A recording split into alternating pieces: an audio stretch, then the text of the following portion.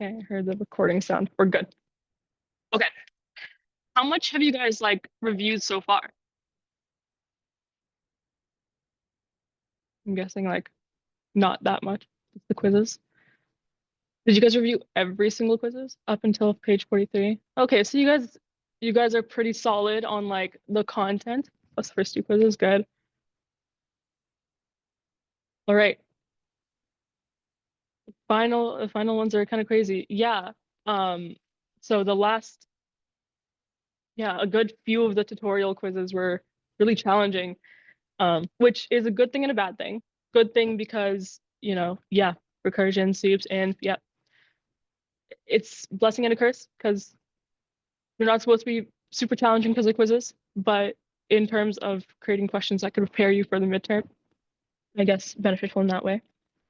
Okay, so like you guys know, the term test coverage is up to everything up to and including page 52.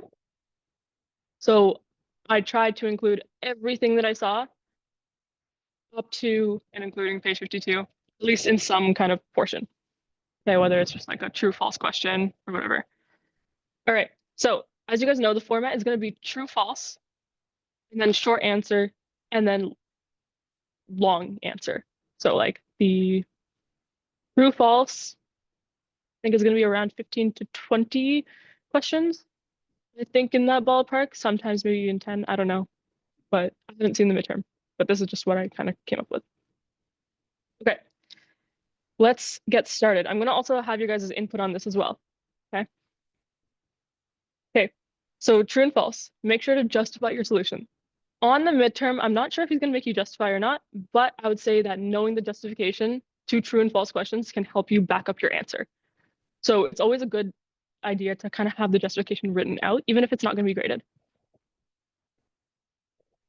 Oh, he will. Okay, one mark each. All right. So without further ado, let's get started. First question. Every subsequence of a convergent sequence is bounded. This one true or false? True. Convergence implies subsequences converge and converges. Yes. Good.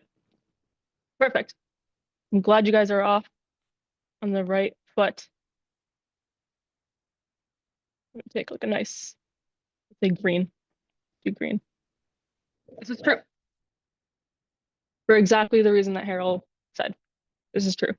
So uh, all subsequences of convergent sequence converges, and convergent implies bounded. Okay, cool. I'm actually gonna do this in blue. I think blue is better. Okay, question 2. If a sequence converges, then it is monotone and bounded. Is it true or false?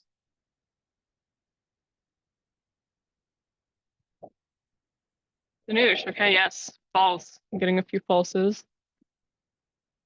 Is there anyone who thinks it's true? It's not necessarily true. Okay, false. Yeah, not necessarily true. There are some cases where this is true, but not always true. This one's false. And the reason it's false is you can actually come up with a counterexample. This is the converse of the statement of BMCT. BMCT says monotone and bounded implies convergent, but this is the converse of that, which is not always true. And to convince you guys further, I can come up with a sequence that converges, but isn't, or that, yes, it converges, but it's not monotone in behavior. We know that every convergent sequence is bounded, but it's not necessarily monotone. So consider this sequence. Why is this one not monotone?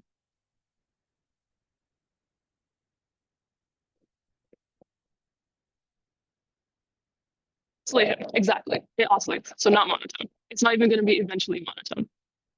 Okay, cool. So this one was just the converse of BMCT. All right, a little bit of function analysis. If the range of a function is a subset of the codomain, then f is onto.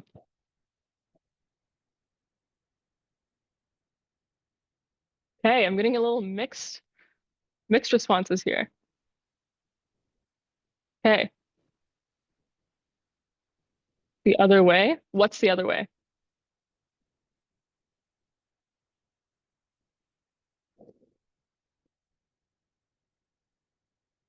Yeah, if it's the codomain being a subset of the range, then it would be true. Subset of the range, then it would be true. This implies onto. So be careful about the ordering. You can also kind of convince yourself of this because if you were to like kind of draw what the range or the codomain of a function would be, you can kind of see that the range, whoops, you can kind of see that the range of f is always going to be the codomain of it. It's always going to be a subset of the codomain. This is always true. So let's just say that this is my codomain. This is like, wait, all the way around. Just say that this is the codomain and this is the range, right? My range of my function is always going to be a subset of the codomain. This is just a fact, but it doesn't imply that it's onto. Okay, is that kind of clear?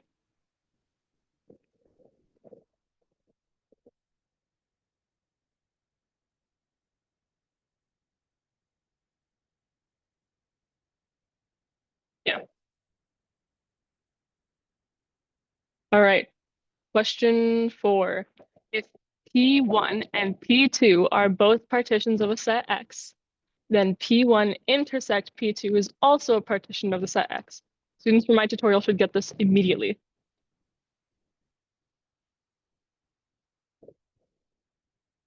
Hey, anyone else? No?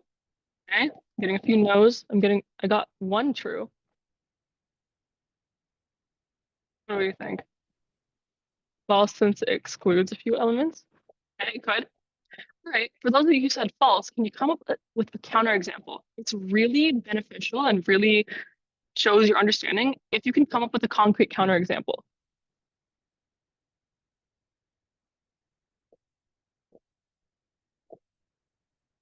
So come up with set X, for example,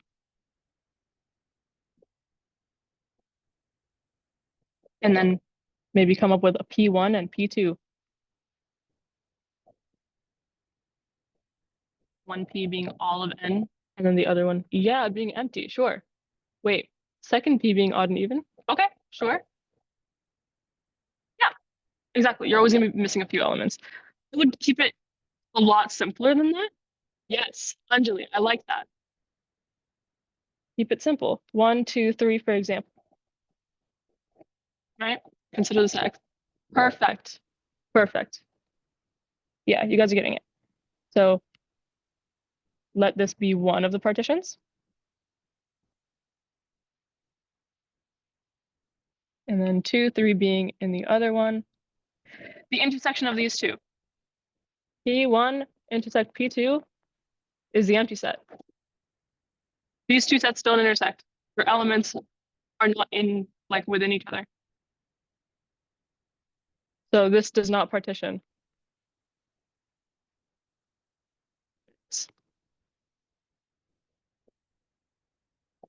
Nice. Keep it simple with the counterexamples if you can. Typically, you want to think of the super small baby examples, the things that tend to break down. You don't want to think of too complicated examples.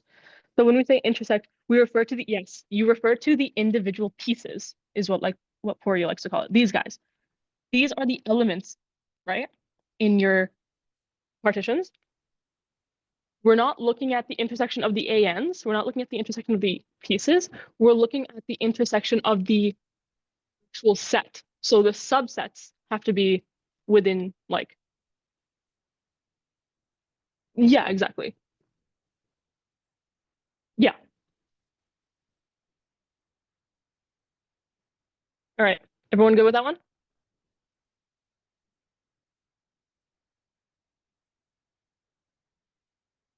Okay, I'm gonna move on. Number 5. The following sequence diverges by oscillation. Gosh, what are we writing? Oh, it's false. This one is false. Yeah. Okay. Does this sequence diverge by oscillation?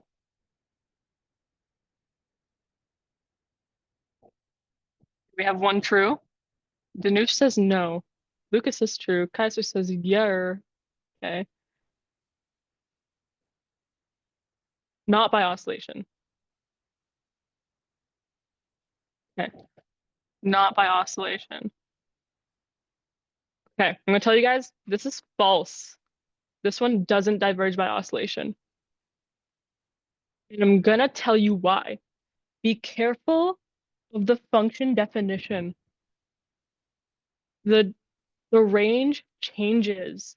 The y value changes based on a condition on n. Make sure you're simplifying your sequence accordingly. If n is even, we're going to evaluate -1 to the n. What happens when you take a -1 to the n for an even n? What does that simplify to? It's 1. It's always going to be 1. What about n? Does n change based on if it's even or odd? Like, is it going to diverge by oscillation or anything? No, it's not. It just simplifies to n, right? So when n is even, we're going to get 1. When n is odd, we're going to get n. So what does the sequence look like if I were to draw it? I would get 1, and then like some other number, 1, and then some other number, 1, and then some other number, and it would just keep going. Does it diverge by oscillation?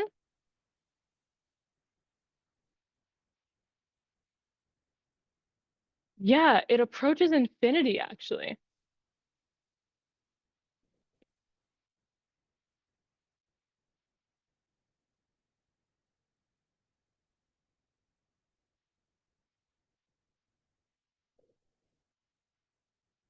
Yeah, exactly. It bounces down every once, but we don't count that as oscillation. Exactly. Yes. Yes, Hamza. You have to get stuck between the same 2 points. It has to be just oscillating between 2 points. We don't count it as oscillation if you're bouncing around between a bunch of different points.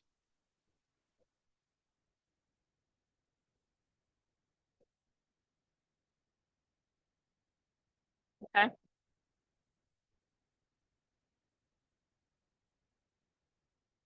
So oscillation basically means that you have a function that bounces between 2 points for every n. The most classic example is -1 to the n, because -1 to the n, based on if it's even or odd, is going to change between 1 and -1. So it's going to keep bouncing back and forth between 1 and -1. That is what oscillation means. Okay? So just some terminology to keep in mind. All right, is everyone good with this question? Yes, 2 values. Because otherwise it would be growth.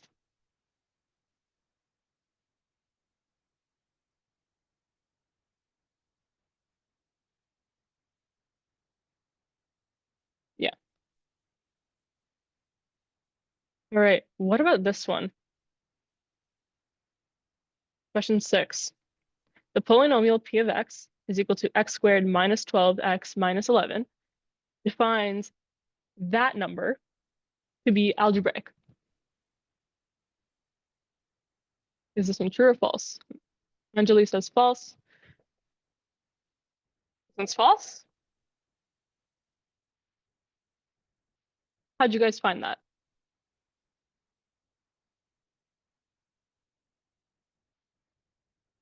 The square root 5 will, okay, set and solve. Okay. You can also just plug in alpha into your polynomial, right? What should this equal to when you plug alpha in? If this polynomial really defined, yeah, it would equal to 0. So let's compute this polynomial when you plug in this quote unquote algebraic number, this number that we assume to be algebraic. Okay. So we get 3 plus 2 root 5 squared minus 2, 3 plus 2 root 5 minus 11. Okay, and this is just arithmetic. Remember, arithmetic and algebra are hard. Take your time. So doing this, we get 9 plus 2 root 5 times 3 plus 2 root 5 times 3 plus, isn't there a double 2? Okay. Those are going to add up to 2 of those terms.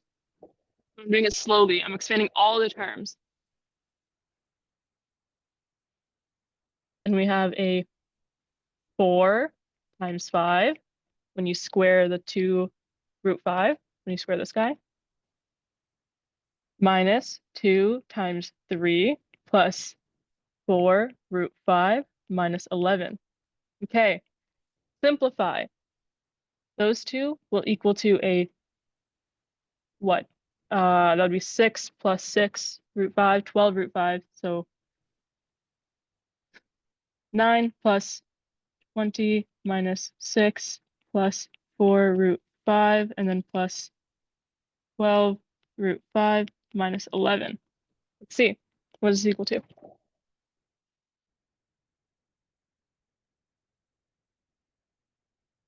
Mm-hmm.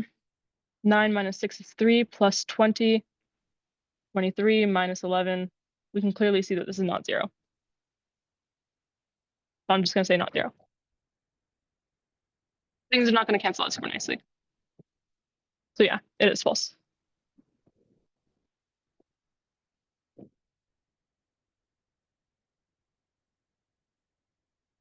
Another question, what would be the polynomial that defines this number to be algebraic? It is algebraic, but this is not the polynomial that defines it.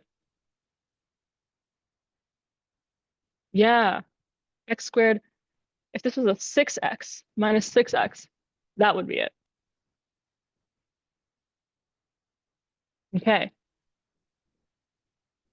And you guys can like check that for yourselves if you'd like. All right, question 7. Let A is a set, be a subset of n, then the minimum of A exists. Is there a shortcut to telling which polynomial would work? No, not really. You kind of just have to do the algebra and the arithmetic and like plug things in. Or you can set your whatever this number that you want to show is algebraic, set it equal to x, and then just keep doing arithmetic until you get the square roots to cancel out and you get everything to cancel out. And you'd basically be building up a polynomial. If that makes sense. I could explain that a little bit better. We kind of build up these polynomials from the ground up. Okay. Why do you guys say that this is true by will ordering? You're on the right track. Not true though. What's missing? Yeah, Ethan got it. Be careful of whenever you have a set, you have to specify that it's non-empty. If you just say that the set is a subset of n, so by will ordering principle, the minimum has to exist, that's not true. A could be the empty set, in which case the minimum doesn't exist. This one's false. A must be non-empty. Good catch on that for those of you who got it. Okay, but part B of that question. Let A be non-empty, A being a subset of R, then the minimum of A exists. Okay, I'm getting a lot of mixed answers. Getting some trues, falses. Okay, for those of you who say it's false, why?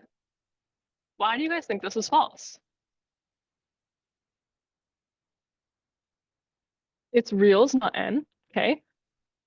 Would be the set of all reals? Yeah. What do you know about the set of all reals? Consider A equals to R. Yeah, the reals don't have a minimum, doesn't have a min.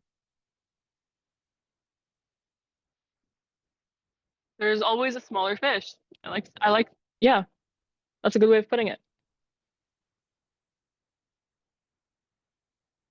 If this was n, if this said n, then it would be true. Just keep that in mind. That would be the statement of the well-ordering principle. All of these are so it's hard to tell, Kaiser.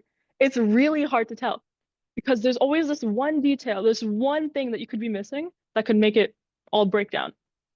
So consider whenever you have a set, always check the non-empty condition. Why is this false? Because consider A being, wouldn't zero be the min? R, the real number line. So take a look at the real number line. The real number line has zero. So of A. A has to be non-empty. You have to check the non-empty condition. Because if A is the empty set, then the minimum doesn't exist. Yeah. It can be an empty subset because we didn't in the statement, it didn't specify that it had to be non-empty. So that makes it false. But if we add in the condition that it had to be non-empty, then it would be true.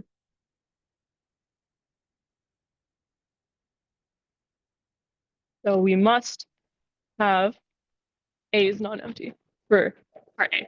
For part B, it's also false because R is our counterexample. So if you notice, for all of these questions where we find it's false, we're finding a counterexample. We're finding a baby case where it breaks down.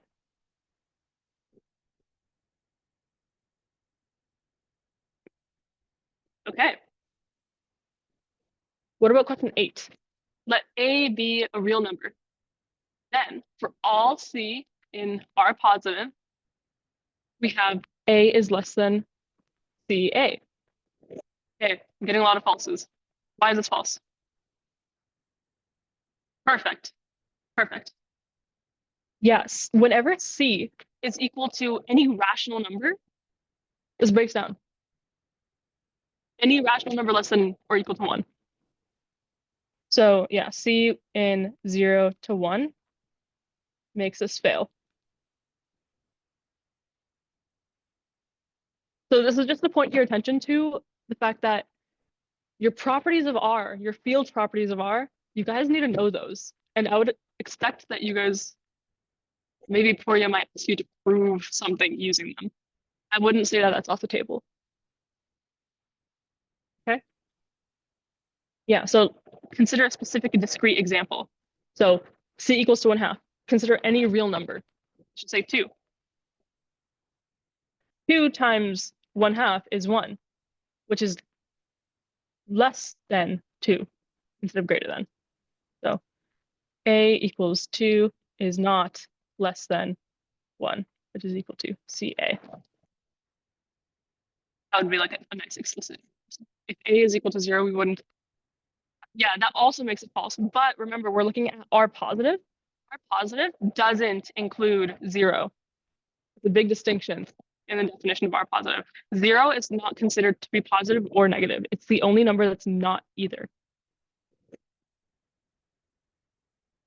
Okay. Great. Question 9. If F is decreasing on AB, then LFP is less than or equal to UFP for all partitions of AB.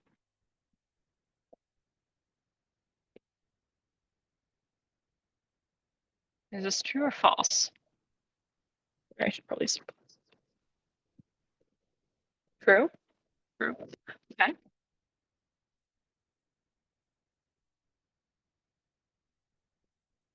Decreasing, strictly decreasing, either. It doesn't matter here, actually.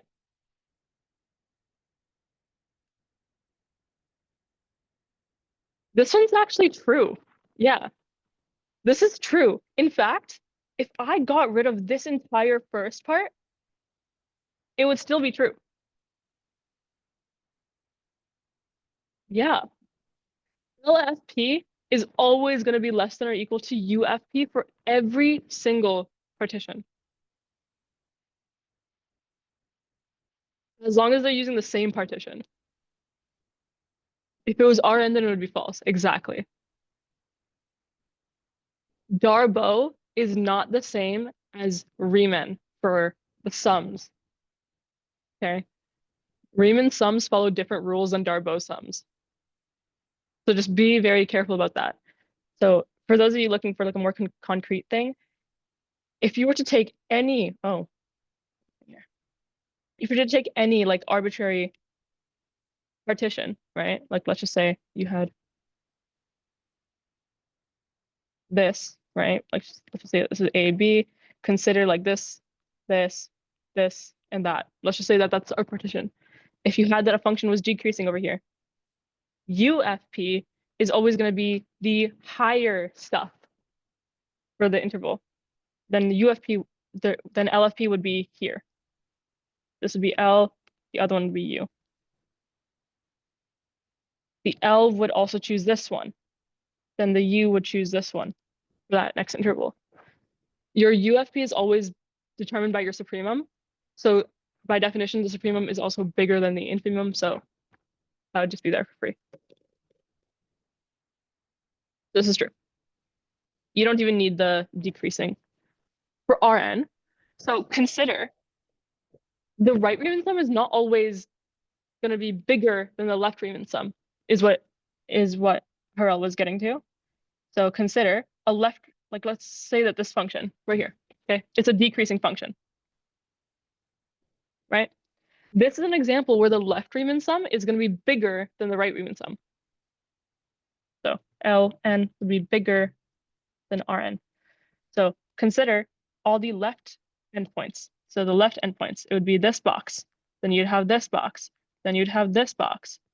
And then so on and so forth. Right? But then if you have the Rn would be dependent on these endpoints. Right? And you'd get this box. You'd have this box. You would have this box.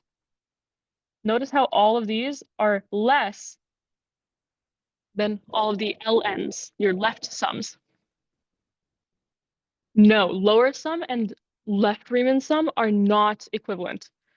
A lower sum refers to Darboux. A left Riemann sum is for Riemann sums. So Ln, whoops, that's super light green. Ln does not equal to the LFP. These are not the same. A lower sum is this guy. Left Riemann sum is this one. You should know the difference between these.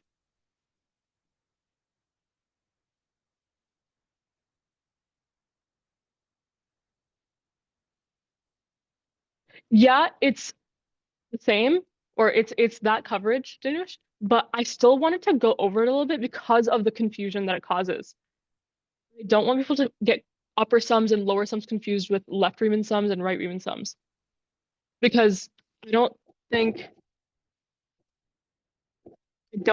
that a lot of people have made the distinction that they're different. They are extremely different. They mean different things. So your right Riemann sum relies on right endpoints. So if you look at a decreasing function, all of your right sums of this like function cover less area than when you take a left Riemann sum of this.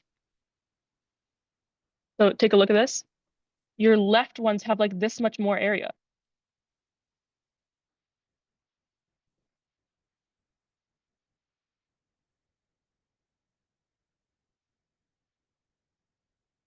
Mm-mm.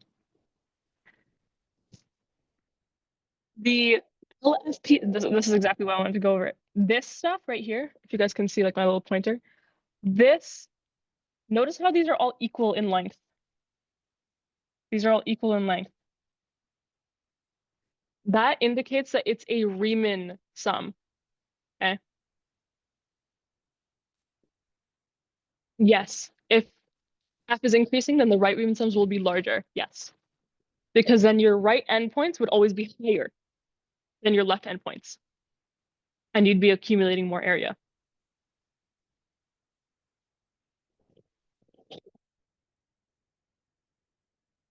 Well, because right Riemann sums and left Riemann sums are exactly what we're like learning in this course, right?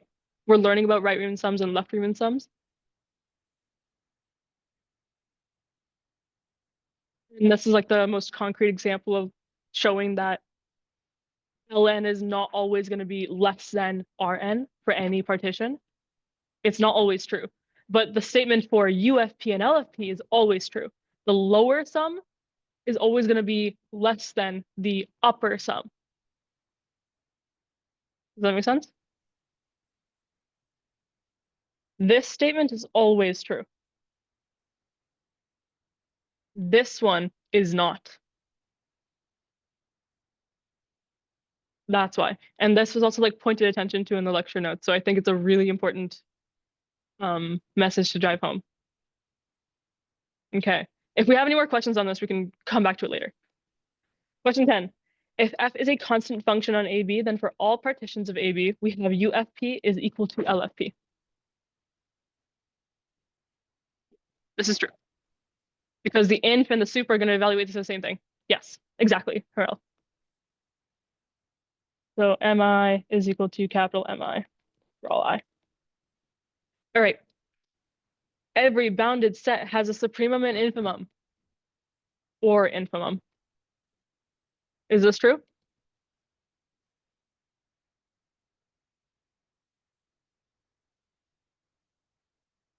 Danush got it. If it's non-empty, remember, whenever you're considering sets, always, always, always check non-empty first. Non-empty is the most baby case that people tend to forget. Learn from it exactly. That's how you do it. You make a mistake once, don't make it again, right? But how can a non-empty set be bounded? Well, every bounded set, well, empty just means that nothing's in it. You can bound it, right? The elements in the empty set are less than 0. There are no elements, so it's vacuously true. Yes.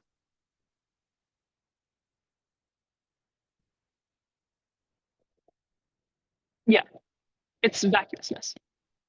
There does not exist a case where it fails, therefore it's true. This one's false. Yes, Harel.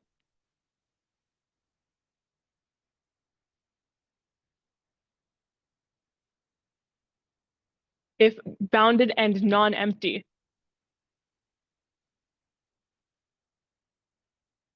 That's because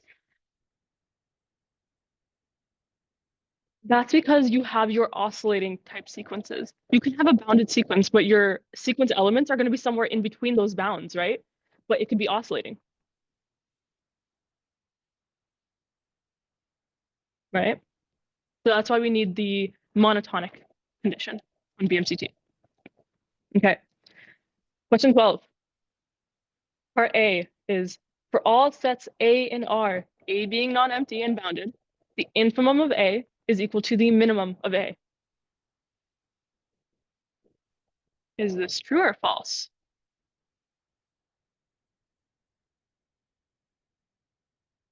Okay, Kaiser says false, Anthony says false, Sabani says false. Everyone's saying false. You're right, it's false. But what is your counterexample? What is your reasoning? You always have to have a reason. 0 to 5. Consider the set 1 over n, exactly. For part A, consider the set A is equal to 1 over n for all n in the naturals. Does this set have real numbers in it? It's a subset of R, right? The minimum of this set is almost 0. Yeah. Minimum doesn't exist. Min of A does not exist. D and E. Inf A is equal to 0. Exactly that. So for real numbers, any subset of real numbers, yes, the minimum has to be contained in the set. If a minimum exists, the minimum is in the set.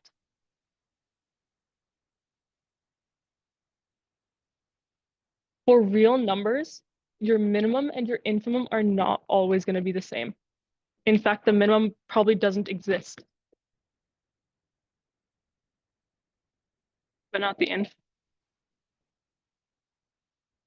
Yeah, the inf just bounds your set. It's the least, sorry, yeah, it's the least upper bound, right? It's the smallest number that your basically set tends to. Yes. If inf A is an element of the set, then it'll be true. Okay, and with that, let's go to part B. Part B says for all sets of natural numbers, all subsets of natural numbers where A is non-empty, we have that the infimum is always equal to the minimum. Is this true or false?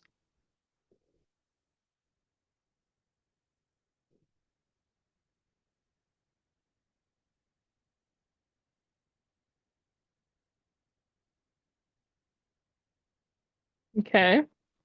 Anthony thinks it's true. What about you guys? Silence means that people are unsure. Lucas thinks true. Harel thinks true.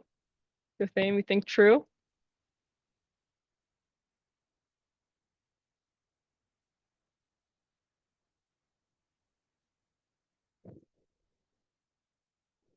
This is true.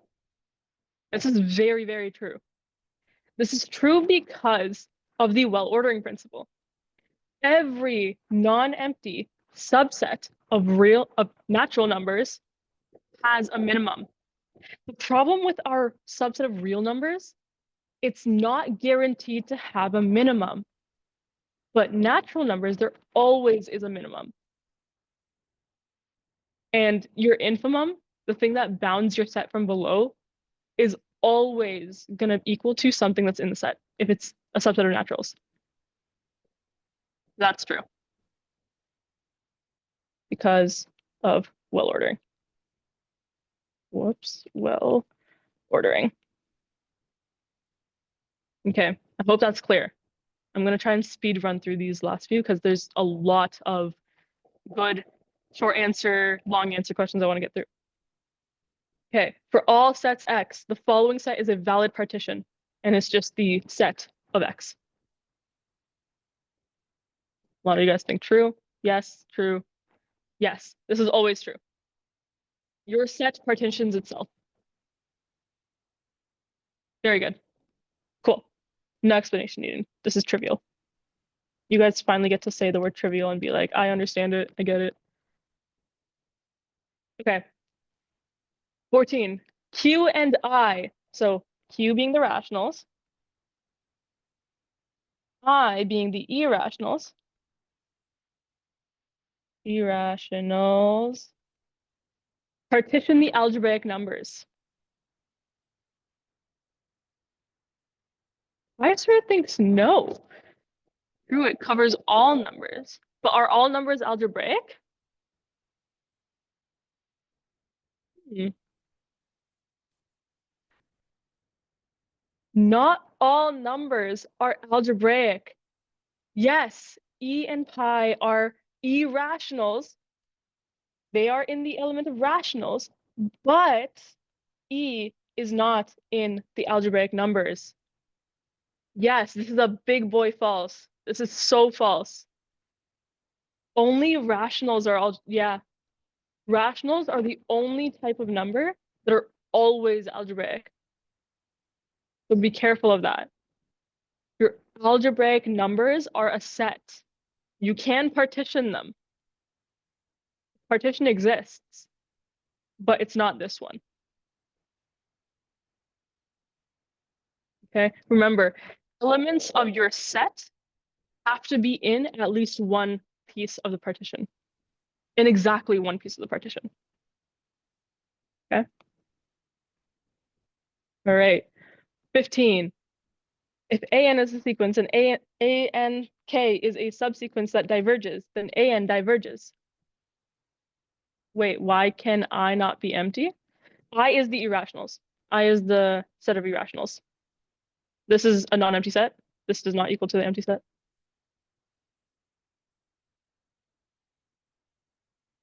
So it's a trivial fact that E and pi are not algebraic. They're transcendental. E is transcendental, so not algebraic, transcendental, not algebraic. This was one of your big theorems, and Tori is going to prove this by the end of the semester. That's not a polynomial with integer coefficients. So be careful. X minus pi is not an integer coefficient polynomial. Your algebraic numbers are defined by integer coefficient polynomials. So be careful with that. Okay. The integers don't start from 0 or 1. The integers go to negative infinity and positive infinity. Just negative numbers, negative whole numbers in the negative direction, and positive whole numbers in the positive direction. Remember, your set of z is negative, whoops, dot, dot, dot, -3, -2, -1, 0, and then keeps going. Okay. If an is a sequence and ANK is a subsequence that diverges, then AN diverges. Hey, a lot of you guys are giving mixed responses. This one is true. This one is very true. Because suppose you do have a sequence where the subsequence diverges. Okay, but we know, okay, let's actually say that the sequence converges. Suppose this converges. Suppose converges. Then all of its subsequences have to converge. All subsequences, including A sub nk, must converge. But this diverges. This was a quiz question for tutorial 3. If you are in tutorial 3, review this. I rephrased it slightly differently to make it false on our quiz. So be careful. Wording is everything. All right, question 16. A subsequence of a divergent sequence must diverge. Good. This is false. Can you think of a counterexample? Remember, with false statements, you always want to think of a counterexample to solidify your claim. -1 to the n. Can you think of a subsequence of this guy? We know that this diverges. This goes to infinity. Or not infinity, but does not exist. Can you think of a subsequence? Yeah. So -1 to the power of 2k. Perfect. You guys get perfect scores on that one. Okay. 17. For all x's in the real numbers, there exists a y in R such that x plus y equals 0. That also works, Anthony. That's also perfect.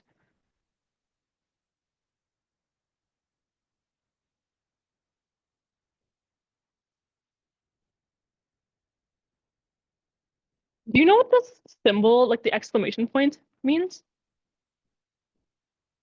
It means there exists a unique. So that's shorthand in math for there exists a unique. So does there exist a unique? Yes. Inverses, additive inverses are unique. So namely, y is equal to -x for all x. Makes this true. I probably shouldn't have included there exists a unique. It would still make it true, but you know, this is true. Okay, question 18. We're getting down to the wire with the true false. Let a sub nk be, again, your -1 to the power of 2k, and a sub nm be -1 to the power of 2m plus 1, be subsequences of a sequence. We must have that AN converges.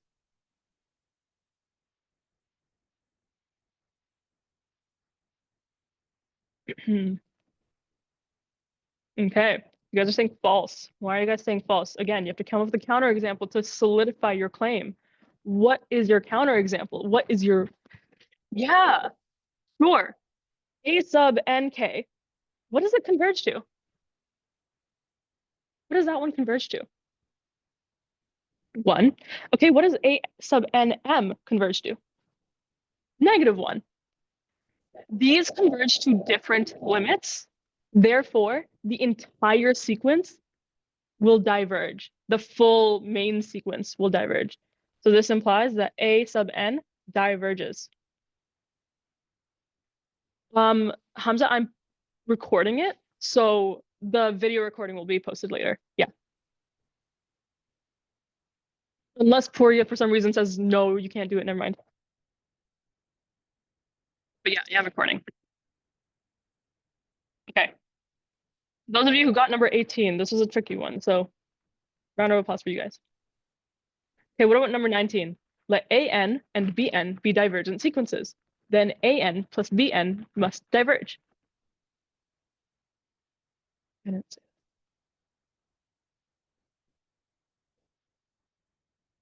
it's false. Okay, Harel give us examples of sequences. AN is equal to N, BN is equal to -N. Can we agree that both of these diverge? This goes to infinity, this goes to negative infinity. But what about AN plus BN? What does this converge to? Yeah, that works too, Kaiser. Just remember, we're using N here because sequences are discrete functions. Yeah, you guys got it. This is so false.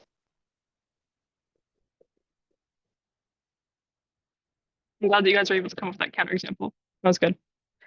All right, last but not least, let AN be a subset of X where it's Cauchy.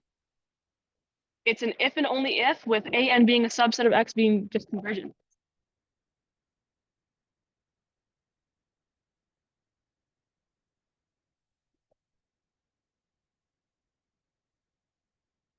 Okay, well, yeah. Remember, Cauchy implies convergent. This is true. But the other way around is only true for complete spaces. The other way only for complete spaces. Convergent implies Cauchy. Yeah, the converse is only true in R.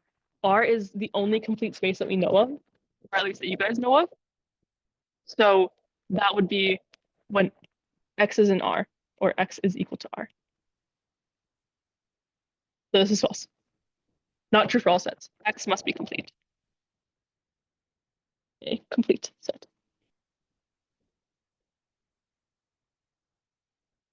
I think it's the other way around. Cauchy implies convergent.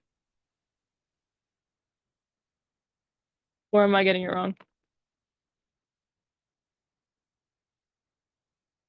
Convergent implies Cauchy. Cauchy implies convergent. I don't remember which one it is, but I always mix these up.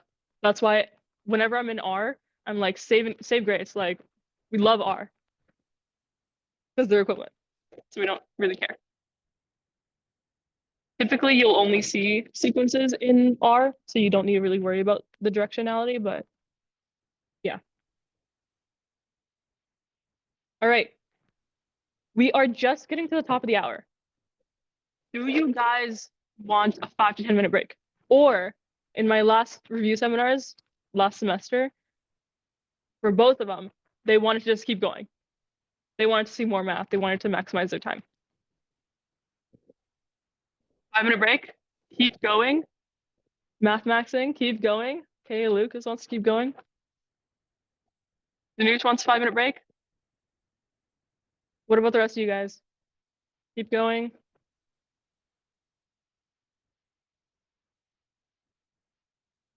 Well, I guess no break. 5 minutes.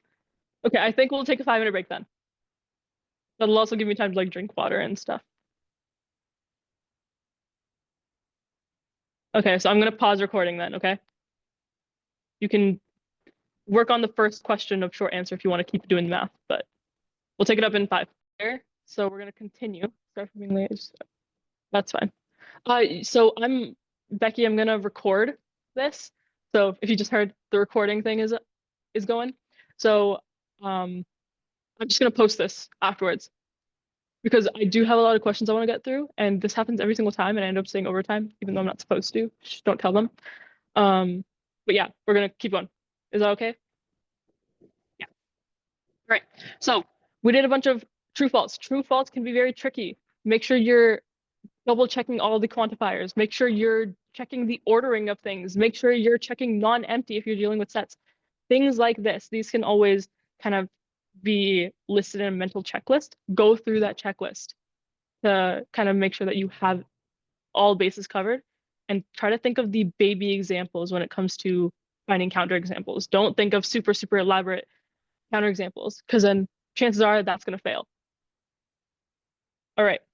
Short answer though. Short answer is where the real bulk of your marks come from. Okay. So the first question is define a sequence AN, which is a subset of Q. So these elements, they need to be rationals only. They can't be any real numbers. That is Cauchy, but doesn't converge in Q. 1 plus 1. Yes. So E. E is an example of it. 1 over N, it does converge in Q because that converges to 0. 0 is a rational number, right? 0 is an element of the rationals. So Harel, that wouldn't work. But yeah, Kaisha, nice example. The limit, so if AN is equal to 1 plus 1 over n to the power of n, this converges, it's Cauchy, right? But it converges to E. E is not in Q, right? But all of the elements in the sequence are going to be in the rationals, right? They're all going to be elements of Q. Because when you take a sum of 1 plus 1 over n, that's going to be in the rationals. So 1 plus 1 over n is going to be in the rationals. Taking it to the power of some number is going to keep it in the rationals. 1 plus 1 over n to the n is in the rationals, but it converges to something. That's actually, Ryan, we're going to go over that. Yeah, it converges to E. This is one of our common limits from A31. From A31.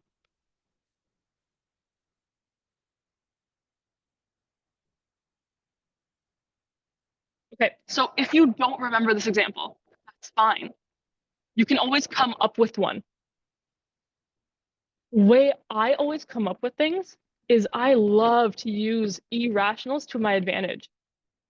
There's a way to use irrationals to generate a sequence that converges to something that's not in Q, that is still in like that, such that all these sequence elements are going to be in Q.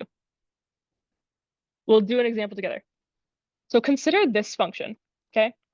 I'm going to use root 2 because it's the simplest irrational that we know, right? I'm not going to use E. E, we don't really know what it looks like. Root 2, we kind of do, right? I'm going to multiply this to the power of n, floor it, and then divide it by 10 to the n. This is also an example of a sequence where all of the elements are going to be in Q. But this is built from an irrational number, so how can it be in Q? Well, take a look at the top. What's the function that kind of is the brackets around it?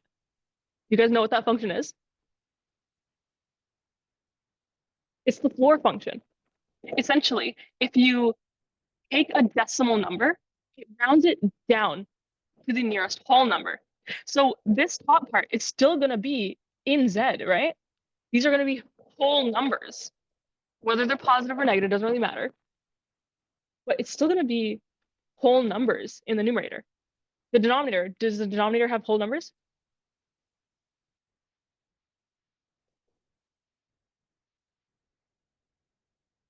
Yeah, it does. So those elements are in Z. And a fraction between elements in Z is going to give you rationals, right? Okay, but let's go through the floor function and see what it actually does to root 2. Okay, so root 2, approximately what is this? You guys know off the top of your head? Yeah, it's like a 1.414 something, right? We're not going to round it. We're going to keep it like an infinite decimal. Okay, so I'm going to do dot dot dots. What happens when I multiply this by 10? Just 10. So we're computing A1, for example. Yeah, it's going to be 14.1. Root 2, like this. So root 2 times 10 to the power of 1 is equal to 14.1, right? Okay, now floor it. What happens when you floor it? It's going to be 14. This is in the rationals. Okay, but we divided by 10 to the 10. This is also going to lend us something in the rationals, right?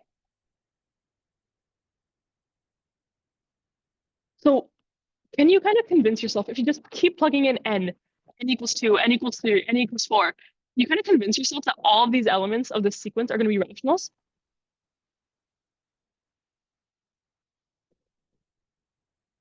Every single one of these elements are going to be rationals due to the floor function. The floor function is super nice in this way. Yeah. And where does root 2 live? Does root 2 live in the rationals? You're going to notice that this entire thing, it converges. This converges to root 2. This part's in there. That. This part is, whoops, I'm just going to say that part is also in that. Just for, how do you know if it's Cauchy? This is something that we're going to let you like hand wave a little bit. This is Cauchy because you can kind of tell that each of the sequence elements are getting closer and closer and closer together. You can kind of always make them this close. It's because of the similarity between the numerator and denominator. That's all you need to know. Don't worry about it too much. Okay. This is Cauchy. I'm going to tell you it's Cauchy. How do you know it approaches root 2? Well, because if you take the expansion, try dividing 14 and 10. That's going to equal to 1.4, right? When I asked for the approximation of root 2, someone said 1.4. Someone said 1.41. Someone said 1.42 or 1.4414, right? It's because it approximates root 2. This sequence approximates root 2. And actually, it doesn't just work for root 2. Do you think that if I replaced this 2 with some other natural number, it would also work?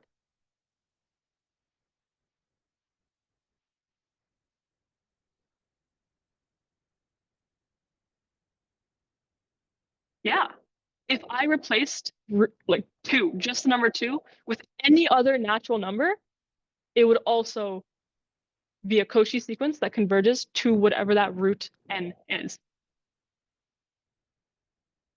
And it actually generates all of the approximations of root n. How do we indicate we're using floor with just the brackets? It's, do you see how this part, there's no like top?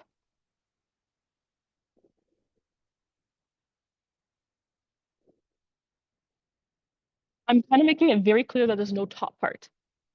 That's what indicates the floor function. Or you could just write floor of root 2 n to the n.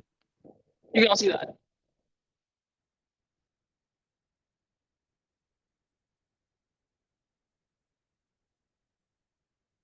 You wouldn't need to show that any n would work, but we're going to kind of hand wave, allow you to just say that this is Cauchy.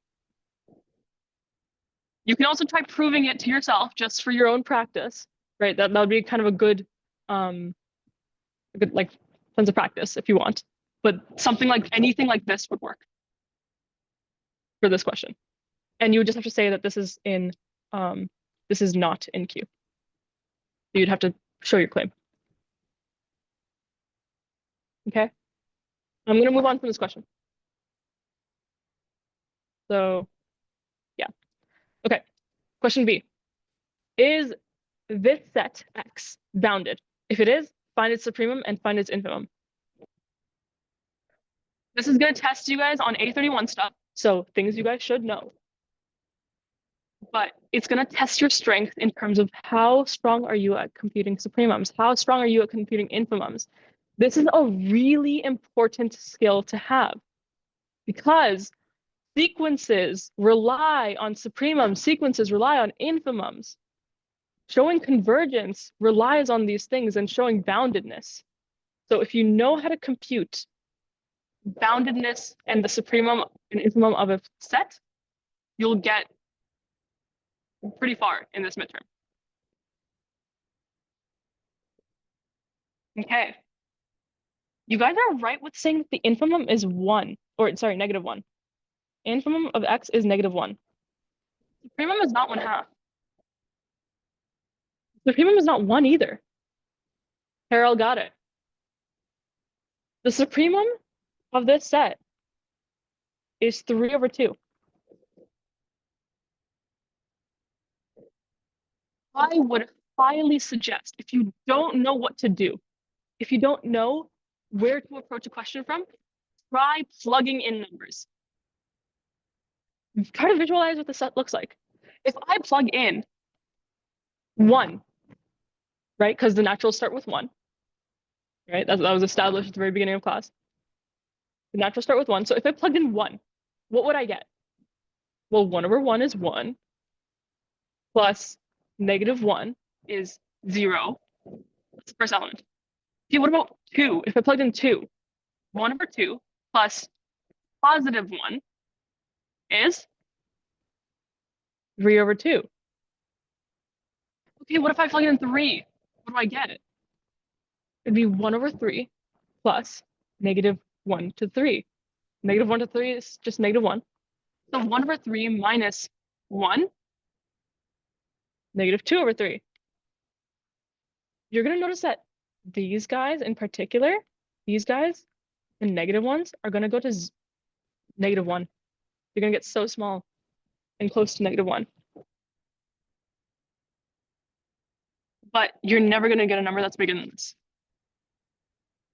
This is an example of where the supremum of X is equal to the maximum of X.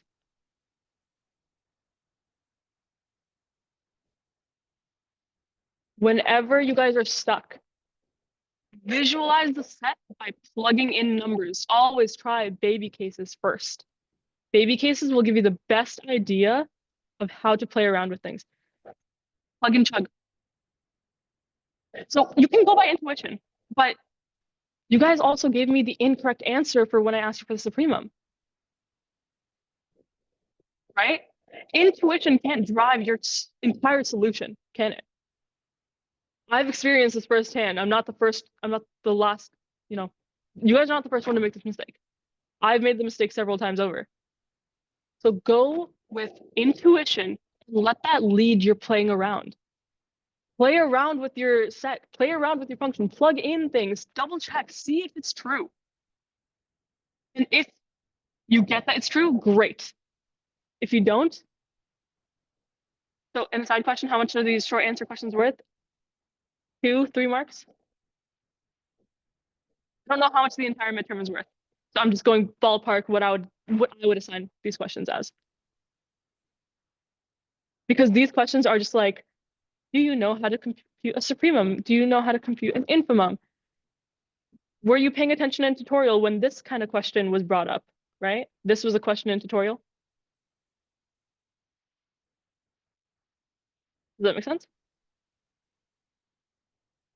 Never TA'd for Poirier before. Sorry, someone direct messaged me that.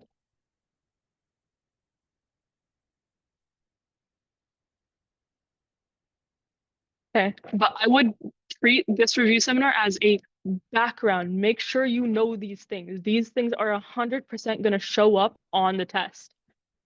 These are concepts that you should know and should know how to work around. Okay. Okay, next short answer. Does the following sequence converge or diverge? If it converges, find its limit. If it diverges, just write it diverges. You don't need to tell me where to.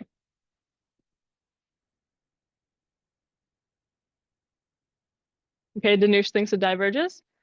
How many of you guys think it diverges? And how many of you guys think it converges? Okay, we have 1, 2, 3 for diverge, 1 for converge. By oscillation. Okay, so you think it diverges? It diverges. Okay, so 5 people. A lot of you think it diverges. Wow. I'm gonna tell you guys that you guys are wrong. This in fact converges. It converges to 1.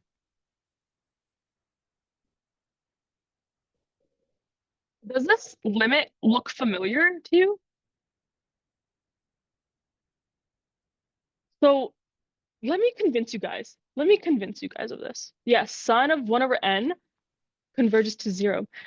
Squeeze through them a bit. Yes, but I'm going to convince you guys even easier just by referencing one thing from A31. You guys remember this limit? The limit as x approaches to 0. Notice the 0 of sine of x over x. What does this converge to? Try again.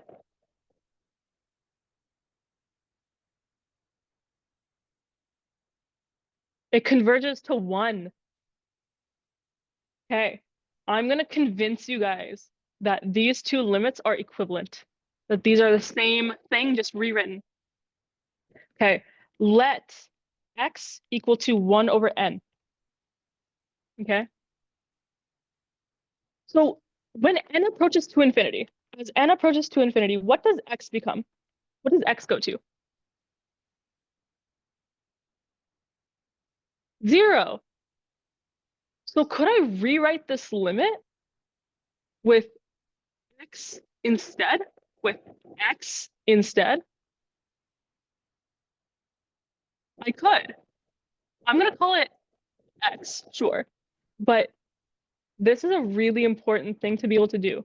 It's a bit of analysis, but you can always rewrite your limit, especially the ones that tend to infinity or the ones that tend to 0. You can always rewrite them in some way. In particular, this one's getting you to reference that from A31, this converges to 1.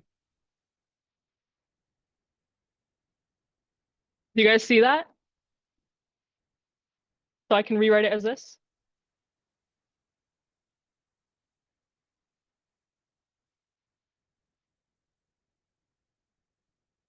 Okay. Let me know. It got really silent. Let me know if you guys are confused.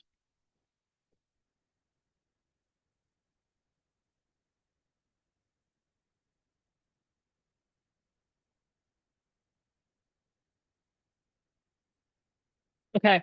I think I need to rewrite this a little bit more. Remember, can I rewrite the sequence like this?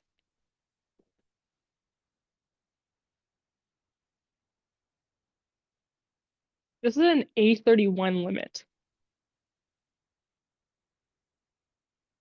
Try doing a little bit of L'Hopital's rule on this. L'Hopital's rule.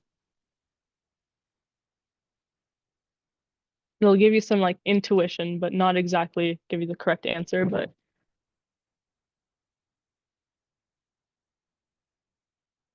can we agree that we can rewrite AN like this?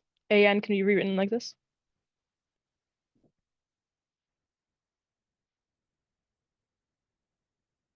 Yeah, right? Now, turn it into x's. Sine x over x. Take this limit. But we already said that when n approaches to infinity, the x becomes 0.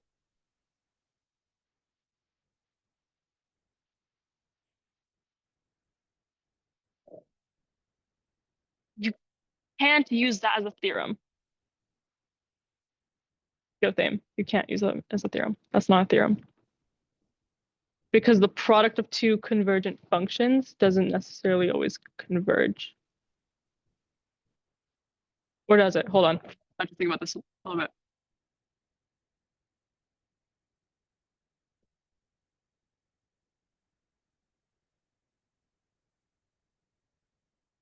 You don't have that as a theorem, So I would say no, you can't use that.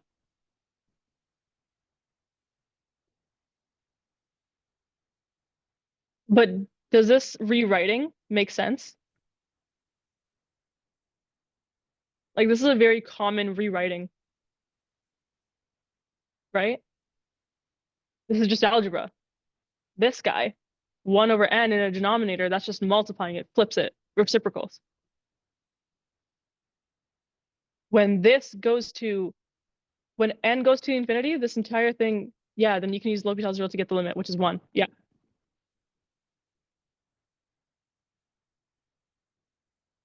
This is going to go to infinity. Or this is going to go to 0, sorry.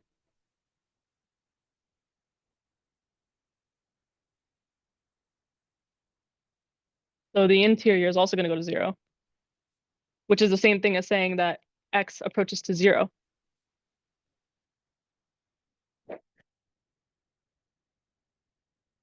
This is a really classic limit and sequence. So when do you not trust your intuition? You can trust your intuition, but play around with it. Play around. See if there's anything that seems off. You're going to notice that you're going to try proving this. Try proving it that it converges or proving that it diverges, whatever. You're going to notice that something's wrong. Okay.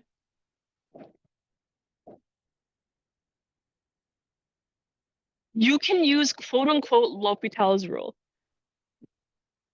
quote unquote, as intuition. Don't use it in your actual proof. Because L'Hopital's rule only works with continuous functions, but your functions of n, your discrete functions, they're not continuous, right? So to use L'Hopital's rule, you need a continuous function. These functions, these sequences, they're not continuous. So you can't use L'Hopital's rule formally, but as intuition, you can 100% use L'Hopital's rule. L'Hopital's rule doesn't break down when it comes to intuition regarding sequences. Yeah. So, Danush, when do you not trust your intuition? Trust your intuition until you're given a reason to not. So, only doubt yourself when you're given a reason to doubt yourself. To me, I played around with this limit. I actually got this limit, I think when I was taking a class that also involved sequences. I got this limit on an exam. At first, I thought it diverged. Then I played around with it a little bit more. I had some free time, or not free time, but spare time on my test. And I played around with it. I rewrote things in different ways, made me think back to A31, and bam, I had my answer. It converged. So always play around with things, but only let that playing around confirm your suspicions or say it's clearly wrong. My original intuition was wrong.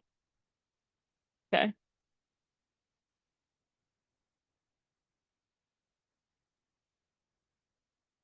Sorry. Someone sent me a thingy. I must look at it. Whoop. Okay. Okay, that's it. Okay, but the thing is that we don't have a continuous function here. If you defined a continuous function similar to like how I did it here, like sine of x is a continuous function, then you could. Yeah. Okay. Does this example make sense? Does this question make sense? Yes. Yeah. L'Hopital's.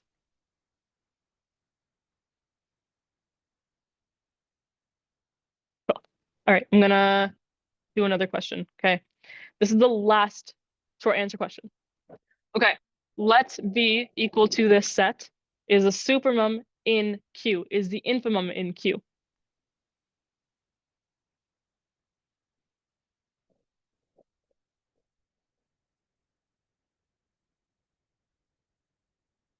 Square root 1 and square root 2.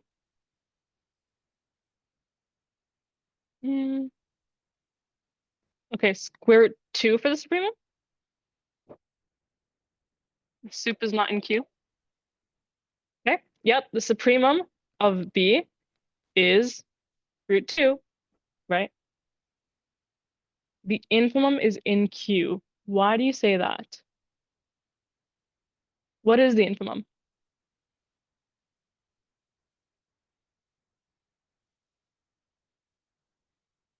What about x is equal to negative root 2?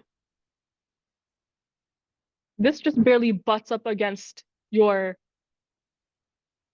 numbers, right? So think about what x squared looks like.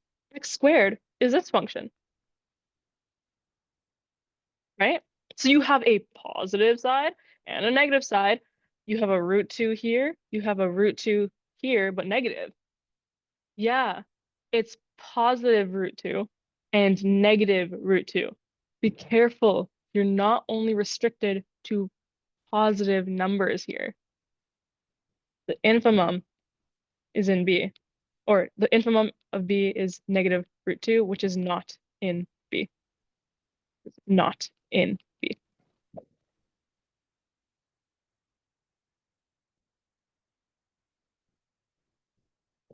They're not in B and they're not in Q. So let's just say, because the question says in Q, so not in Q.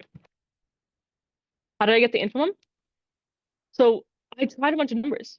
Why root 2? Because root 2, x is equal to root 2 is the number. If I square it, I'm going to get something that's less than or equal to 2, right? But in my set, I'm only looking at the numbers that when you square it, you get strictly less than 2. But root 2 is the first number, the smallest number that's in the positives that can get you a 2 when you square it, right? Like if you were to solve for the x values, you would get, so x being less than 2, sorry, you would square root both sides, x being less than square root 2, but then bigger than negative root 2. These are the elements in the set.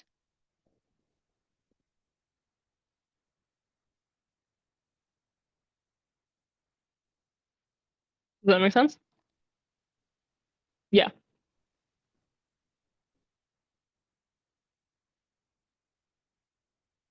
Cool.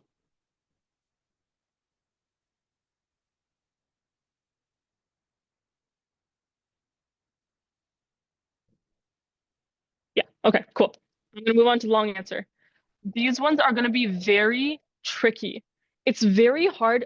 I was Googling around, I was researching, I was doing a bunch of like problem solving, troubleshooting basically, with a bunch of different types of questions that I could have you guys prove uniform continuity or not uniform continuity for. It was really hard to find examples of questions that you could prove to be uniformly continuous. But there was an abundance of questions that I could have you guys prove to be uniformly not continuous or not uniformly continuous. So I kind of did a mix of both. I want you guys to be able to to let your intuition lead you. Tell me, is this function uniformly continuous or is it not uniformly continuous? Okay. So, A, is this function uniformly continuous over its domain, over the interval I gave? Okay, Janusz says not UC. No. Lucas says no. Okay. What about the rest of you guys? Kaiser says no. Okay. Good intuition, but why? There's a phrase that I've always said in tutorial. Sure, not closed. Okay. It's unbounded. Good. There's a phrase that I've always said in tutorial that I think kind of captures uniform continuity in its essence.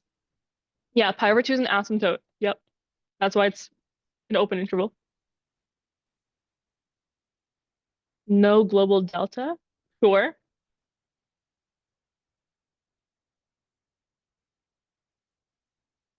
let's draw it, shall we? If I were to draw this function, let's just say that this is negative pi over 2. This is pi over 2. Tan looks like this. Tan is growing without bound here. It gets so high up, it grows so fast that you can't even keep up with it no matter how small the x distance is. Your y distances are always going to be huge in comparison to that small little x distance. That's how you know it's not uniformly continuous. In particular, where can I say 100% that it's going to be not uniformly continuous?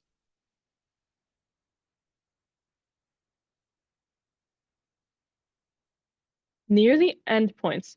Yeah, close to pi over 2 or negative pi over 2. I like the pi over 2 because positives keep it simple. So take a look.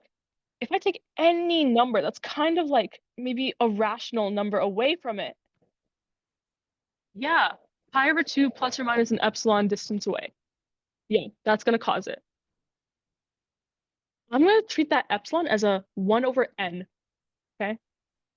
That epsilon can be 1 over n distance away from it, and it'll still guarantee that the y values are so far apart that you can't keep up, okay? So I'm going to say that that's like a 1 over n distance. Okay, so we have our claim, not UC. That means that we should be able to prove it. Proving not uniform continuity is a hard task. It's really difficult. But it gets easier when you know what points to pick, kind of based on intuition. Based on this intuition, I like the choice of pi over 2 minus or plus, I would say actually minus 1 over n as like our choice of epsilon and 1 over 2n. You're going to see why. So we have to pick points. Can we guarantee that this point, pi over 2 minus 1 over n, can we guarantee that this is in negative pi over 2, pi over 2? Is that true?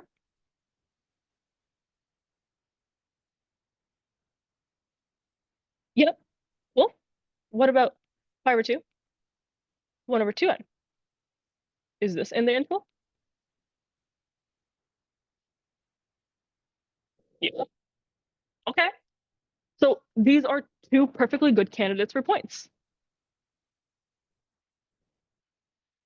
You guys remember what the statement of uniform continuity is? Typically, if you're showing uniform continuity or not uniform continuous, yeah, you can't type that out. I understand.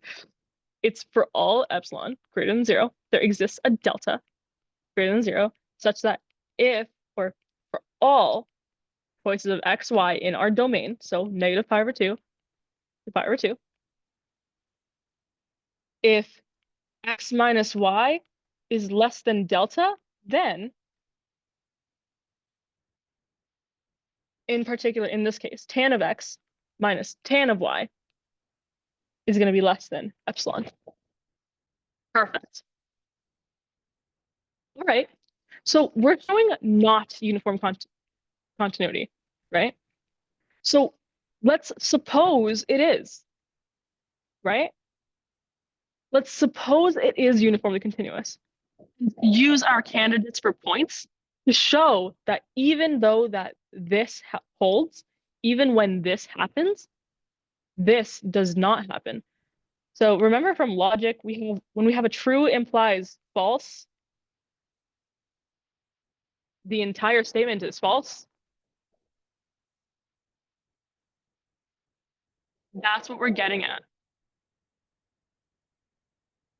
Okay? So we're gonna get a contradiction somewhere. We're gonna get that this is greater than or equal to epsilon for some choice of for some any epsilon for a choice of epsilon. Okay, so again, that's a lot harder, Ethan. You can negate the statement, but that's a lot harder. It's always easier to go by contradiction than to go by direct proofs when it comes to showing something doesn't hold.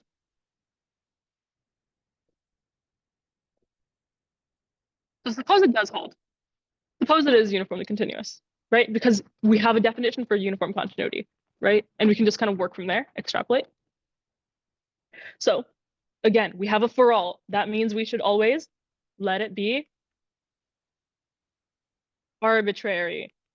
Then we have a there exists, right? So we're supposing it's true. Suppose tan of x is UC on domain. Let epsilon be arbitrary. We know there exists a delta.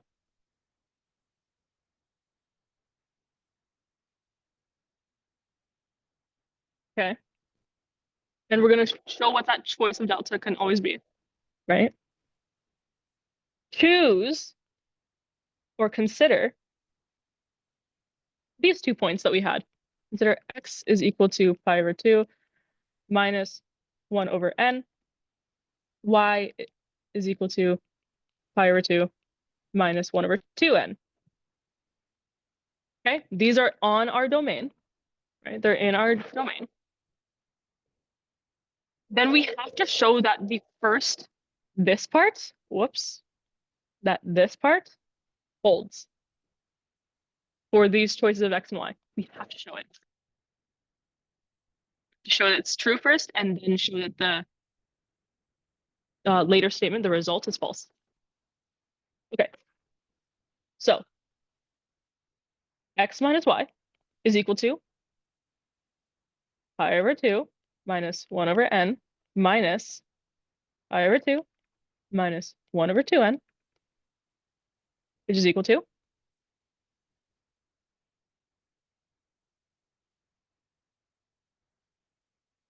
what's going to happen?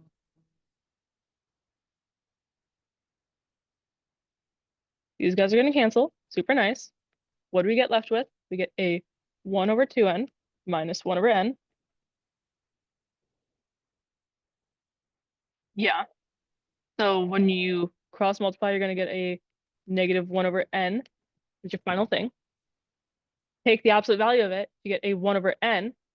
This can always be less than delta. You can always choose a delta accordingly, right? If there exists a choice of delta, okay, choose delta to be 1 over n plus 1 over n. How do you properly justify? Well, this value right here, 1 over n, is always going to be less than what? It's going to be less than or equal to 1, always, right? Even if you subtract 1 from pi over 2, it's still going to be within negative pi over 2 and 2. Negative pi over 2 and pi over 2. So you just take whatever you're subtracting, find the maximum value can be, and say this is like the most it can be subtracted. Yeah, n is natural, so n starts from 1. The maximum value that 1 over n can be is 1. Pi over 2 minus 1 is going to stay within that interval.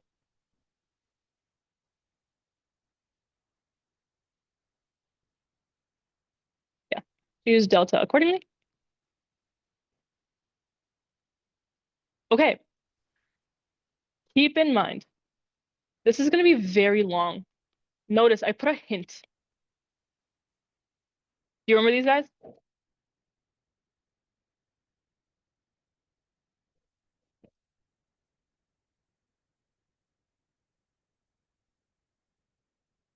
You wouldn't need to choose. You could just say choose delta accordingly, because we know that there exists a delta that can make this true, right?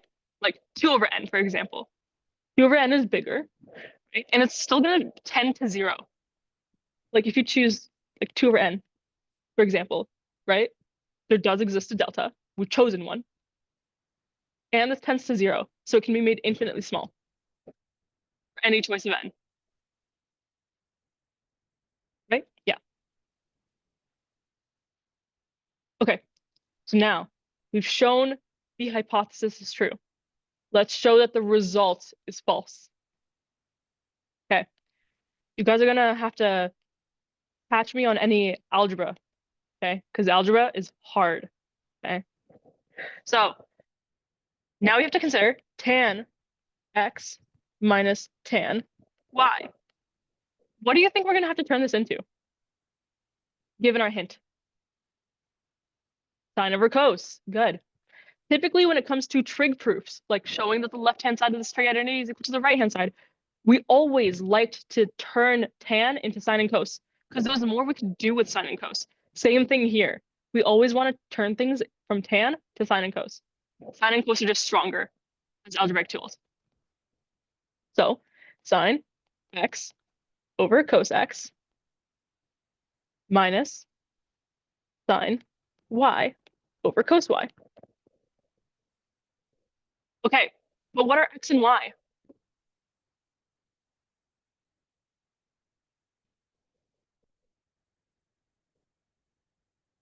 Really long.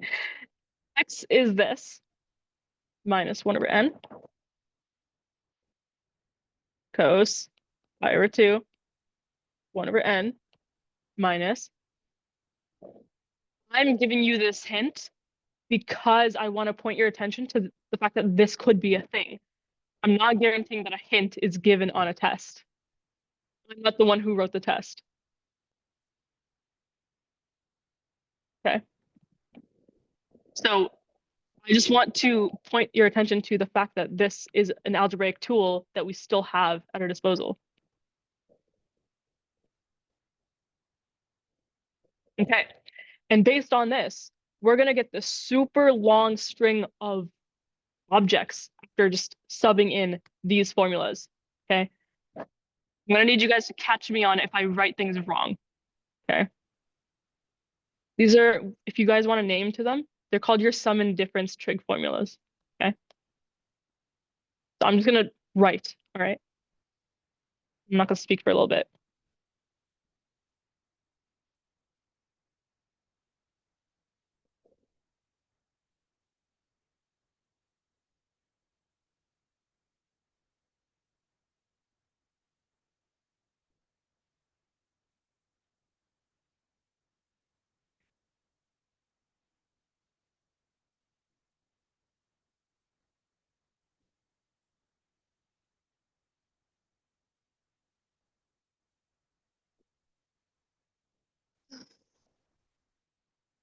This is very, very long.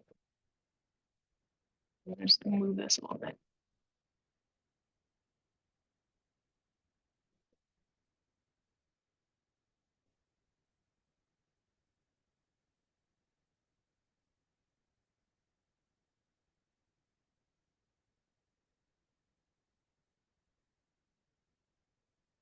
Yeah, space.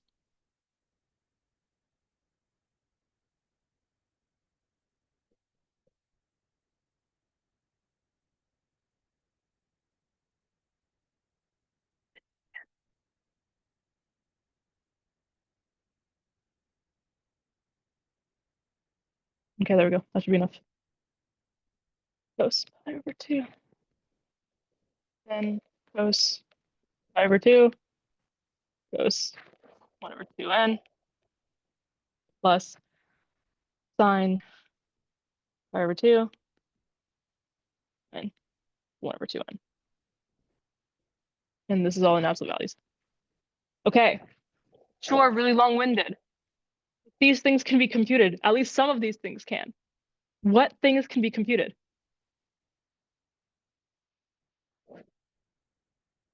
Also, did I make any mistakes? I don't think I did, but can you just double check that I haven't made a mistake? Sine and cos pi over 2. Those can be computed. What is sine of pi over 2? 1. Perfect. So whenever I see a sine pi over 2, I'm just going to omit it. Okay. And just write what the factor would be appropriately. What about cos pi over 2? What does that go to? 0. Lovely. This guy goes to 0, so the entire thing goes to 0. So I'm just going to completely like omit that. So anywhere that I see cos pi over 2, this goes to 0. This goes to 0. This goes to 0. Beautiful. So cos minus sine 1 over n. No, that one erases. Cos 1 over n. No, that one also erases. This is going to be sine 1 over n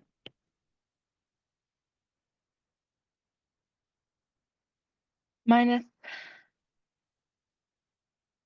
that's going to be a 1, so cos 1 over 2n.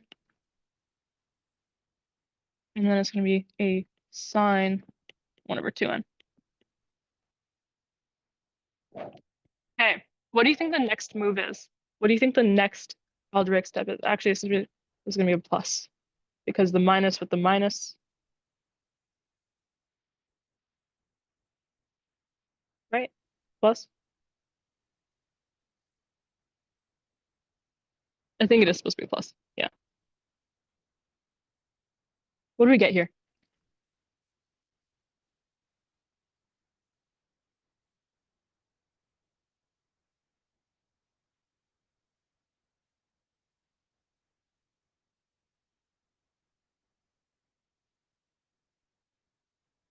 The tan of it. Remember, we like things in sine and cosine. Whenever you have a sum of two fractions, what should your initial instinct be? Common denominator. Always. Yes, common denominator. That should always be your first step when it comes to having a sum of two rationals. Okay. So finding a common denominator, we're gonna get negative cos 1 over n sine 1 over 2n plus cos of 1 over 2n sine of 1 over n, and then all the way to sine 1 over n sine 1 over 2n.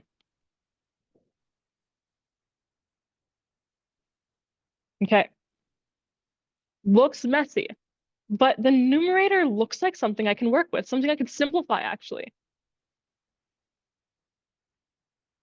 Look back to the hint. Does it look like something? Notice we have the subtraction here. So we can, yeah, we can turn it back into the sum and difference formula for sine being, I think it's 1 over n minus 1 over 2n. And then the denominator stays the same. I'm going to get rid of the negative in the denominator because the negative just turns into a positive when you use the absolute value. So I'm just going to completely ignore it. 1 over n sine of 1 over 2n. Okay. And then, it's like kind of hard to see, but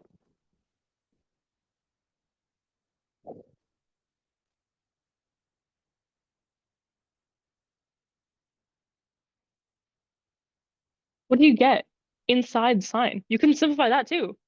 What do you get?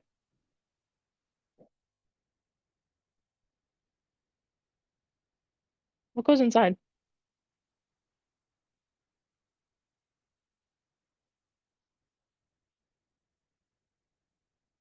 Yeah. It's not going to be negative. It's going to be positive.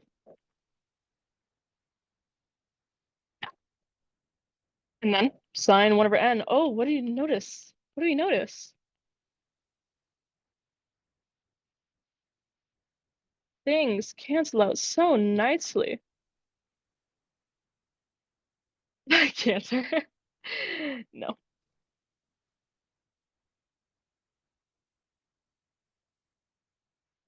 Okay. 1 over 2n. You're good. All right.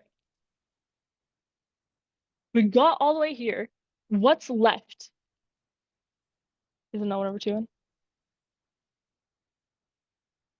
Oh, yes. Yes. Yes, you're right. Yep. My bad.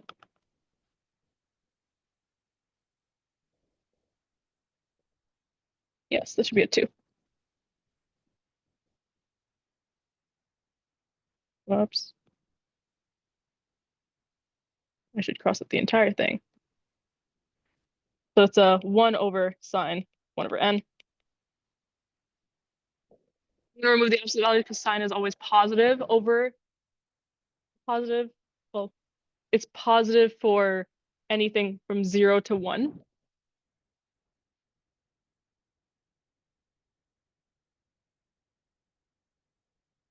What could our choice of epsilon be? Actually, is there a way to minimize this? How do we minimize functions? To minimize, we maximize the denominator, right? What's the maximum that the denominator can be over this interval? 1.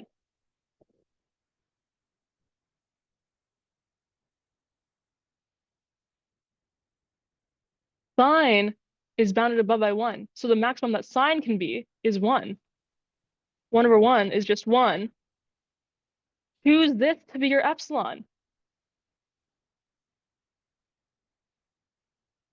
So we let epsilon be arbitrary, right? We said it should hold for any epsilon, okay? So we can kind of like, it should have held for every single choice of epsilon, but here's a choice of epsilon that it fails for. Here's a choice of epsilon for which this fails. The statement fails.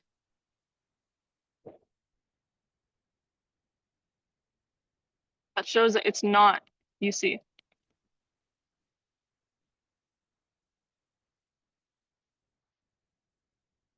Okay, here's the rule. So take your time to think. If I want to maximize something, what are the ways I can do that? If I want to maximize a function, I'm going to make the numerator bigger, right? What's the opposite of that? Making the denominator smaller, right? And if we want to make something smaller, if I want to make a function smaller, I'm going to minimize the numerator and I'm going to maximize the denominator. Yes, we let epsilon be arbitrary for the sake of contradiction, right? We can use any arbitrary epsilon, right?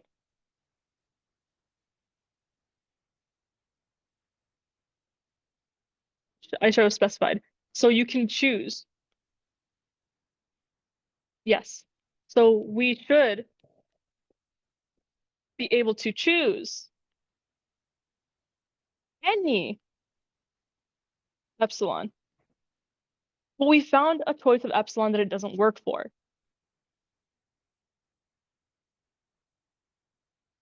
In fact, for any epsilon that is, I think, smaller than this, not going to hold.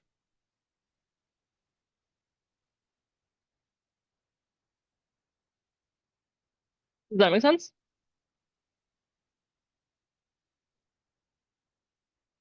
I know, super long-winded, but such is the process of showing something is either UC or not UC. Okay? I'm gonna ask you guys a question though. For a question like B, would you do this in a simpler way? Do we have to bust out epsilons and deltas?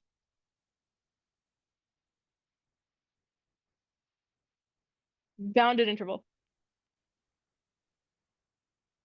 You can. The bounded interval. You can bust out epsilons and deltas, but you can also do it. Yeah. And this is a continuous function. Exactly.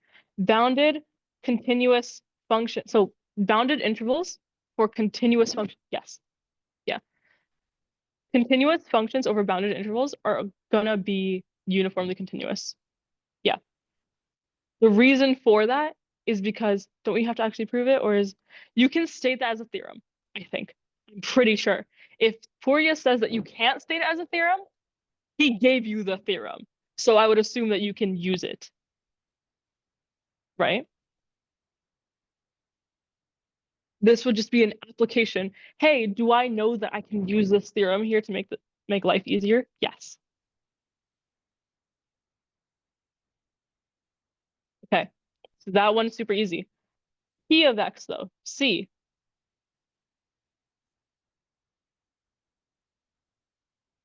What would be the approach for this function? It's a ln function, ln with a transformation, a horizontal shift to the left. Do we think this is uniformly continuous or no?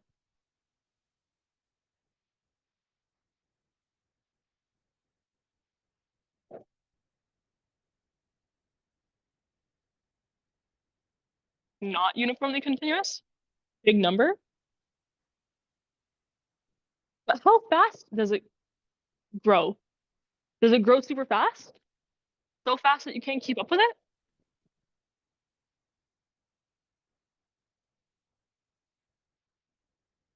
Maybe not.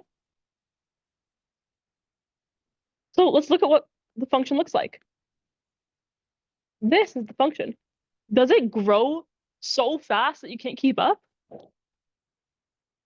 No. Yeah. So this one is going to be uniformly continuous. You can keep up with this function. You can keep up in terms of the differences in the y's. You can even go this far apart in delta, but still have a super, super small distance, smaller distance in your epsilon, right? This one's going to be uniformly continuous.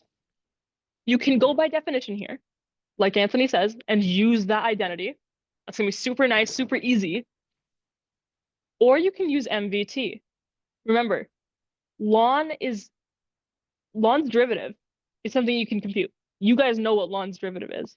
In particular, what is ln's derivative here? The derivative, so d by dx of ln. What is that equal to? Is this bounded?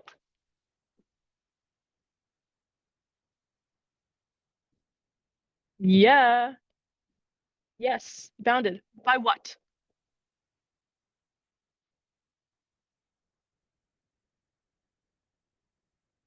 Yeah. Bounded by 1. A rational function with 1 as its numerator will never grow larger than 1. But you can also just say by MVT, there exists C, right? There exists a C within this interval in 0 to infinity, such that 1 over 1 plus x is less than, or sorry, the derivative function. So, whoops, this guy, ln of 1 plus x. I'm too lazy. I'm going to write it like this. Is less than or equal to f prime at c times x minus 1. You can also do that if you want to play it safe. But then you'd get it for free. Use MVT here. That's the trick.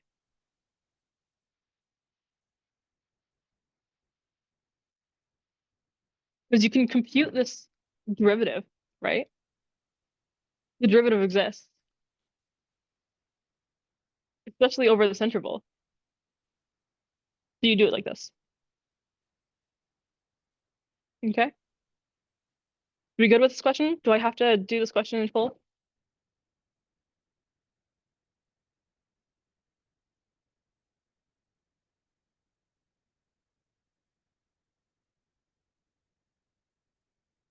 Okay, I know it's like 7 o'clock already. So to those of you who want to leave, you guys feel free. I'm not going to keep you guys here. But for those of you who still feel like they can do some math for the evening, you're more than welcome to stay. It's until 7, 2 hours. There are a couple of long answer and then a challenge question.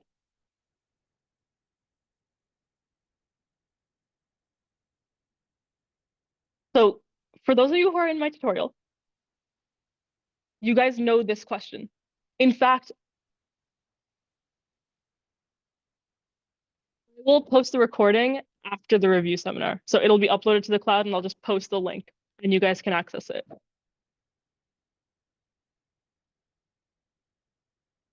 Yeah, so I'll get the link afterwards. But if you guys have somewhere to be and you guys feel like you can't do any more math, feel free to leave. but I need at least one other person here to incentivize me to keep going. Did you prove it's Cauchy or UC? UC is only for, thank you, Anthony. Thank you, Subhanu. UC is only for continuous functions, so functions of R. Cauchy is only a statement for discrete functions, so functions of n. You can't use Cauchy as an equivalent statement to UC.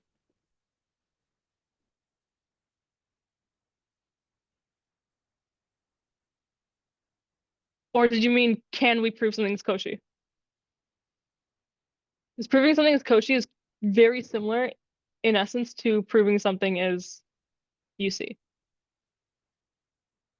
And I think you guys have a lot of practice on that on the quiz things on the quiz document. Oh. Oh, for this question, it's you prove it's UC. It's a UC proof. This one's gonna be UC. On quiz, I think it was 3 solutions for tutorial 3.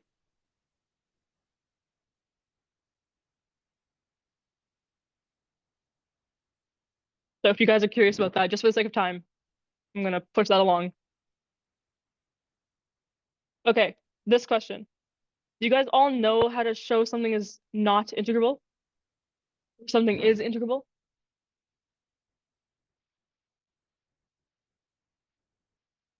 Three ways. Okay.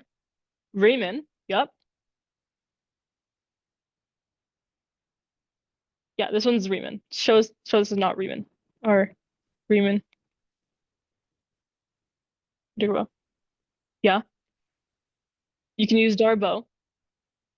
But we're gonna leave out Darboux because that's not on the quiz or on the coverage for the midterm. Darboux is only introduced after. But you should do Riemann. Yeah.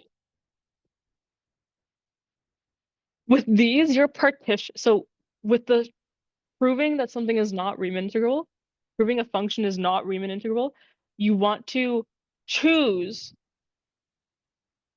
2 partitions or 2 sequences of partitions. That's such that the left or the Riemann sums with respect to one of the partitions, partition 1 and partition 2, you take the limit, lim, are not equal. Exactly. It's exactly how you did it in the previous tutorial, literally one like tutorial prior. It's you choose one partition to be the ones only chosen through the rationals and one with elements from the irrationals. For those, then you would be able to compute what f is equal to. F is going to equal to either one number or another number. I can almost guarantee that a question like this is going to be on your midterm.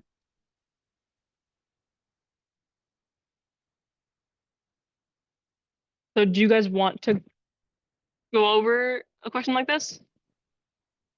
Yes, okay. All right, so we want to choose 2 partitions. I'm going to choose P1 to be equal to the, especially formatting, okay. I'm going to choose P1 to be the set of numbers, a partition to be, I'm going to choose the right endpoints of n such that xi is in Q. Yep. I'm going to choose P2 to be the partition of right Riemann sum. Why am I using right Riemann sum versus left Riemann sum or mid sum? Any reason?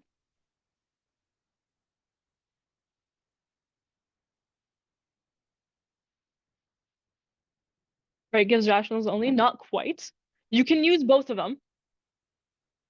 It's just easier. The right Riemann sum is always easier to compute. The left Riemann sum is always harder. So we typically don't go in that direction. Whenever you're given the option, always compute the right Riemann sum. Yes, the indicator function can never be right. It's never Riemann integrable. Any function defined over splits of q and I can never be Riemann integrable. It's not integral, period.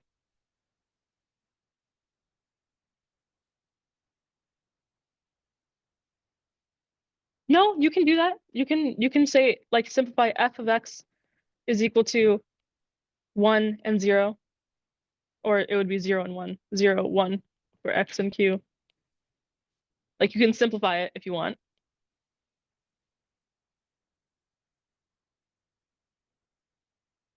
Simplify function.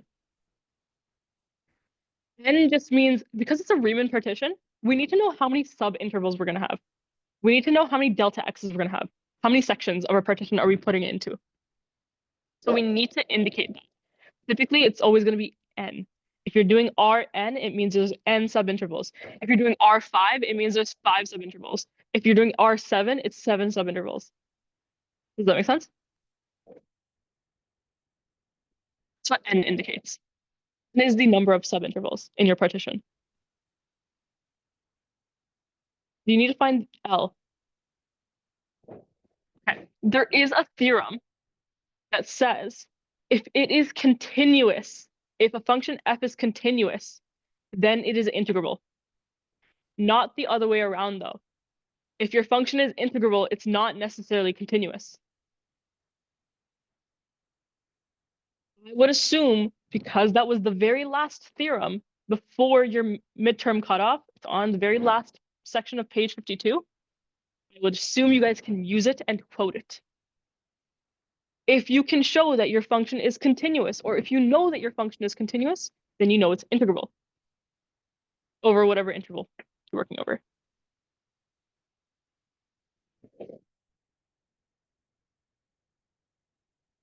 It would be extremely mean if Korea made you show a function was integrable by hand on a midterm.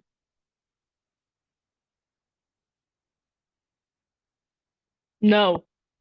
Any discontinuities does not mean not integrable. A function can be discontinuous but still integrable. A function can be piecewise and still be integrable. A function that is piecewise with the split being over q and I, so the rationals and the irrationals, is going to be not integrable. The reason for this is because of the amount of jump discontinuities the function has. If a function has infinitely many jump discontinuities, then your function will be it's going to be not integrable. But your function can be like this, for example. This is continuous, or this is discontinuous, but it's integrable. This function is integrable. It has a finite number of jump discontinuities.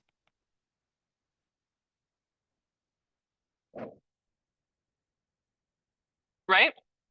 Finite number of jump discontinuities. That means it's integrable. But this function is discontinuous. So just because a function is discontinuous doesn't mean that it's not going to be integrable. It could be integrable still. But the fact that these functions, the functions defined over I and Q, with the split being between I and Q, there's going to be infinitely many jump discontinuities. It's going to be bouncing back and forth between a number and another number infinitely many times. Right? You can cite density. Yes, density is responsible for this. Because between any two numbers that you pick, you can always find a rational and an irrational between them.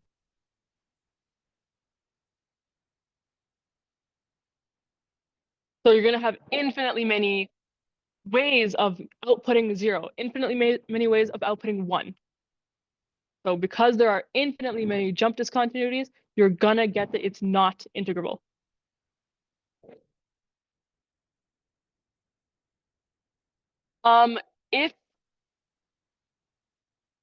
If I don't have to run, because I do still have like work after this, if I don't have to run, I can stay a little bit extra and a little more extra and cover like a lecture exercise. Okay, so I defined two partitions already, right? So now I just need to show that the limits of the Riemann sums are not equal. So compute the limit, the limit of the Riemann sum for the first partition.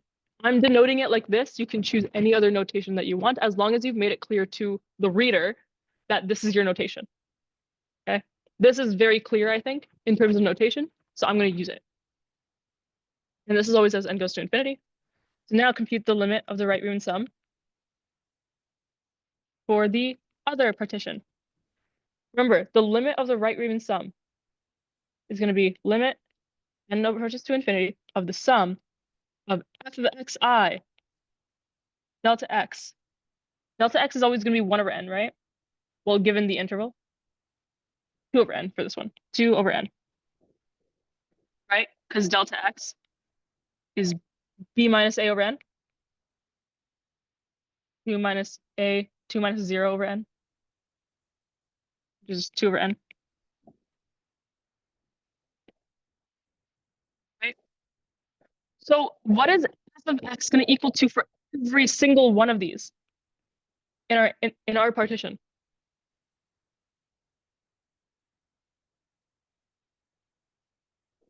Xi is always going to be equal to 0 because we're using the partition for the rationals, right? P1 indicates a partition over the rationals, right? Using xi's that are in the rationals. But for every xi, they're in the rationals, so my function is going to evaluate to 0. So it's going to be 0 times 2 over n. So what's the limit of n goes to infinity of the Riemann sum? 0. Lovely. Simple calculation. What about the limit of the right Riemann sum for the second partition? It's going to be the same setup. Limit as n goes to infinity of the sum of f of xi 2 over n. What is this going to equal to? The limit as n goes to infinity of sum of. What is f of xi going to equal to for this partition? 1. So 1 times 2 over n. What is this equal to?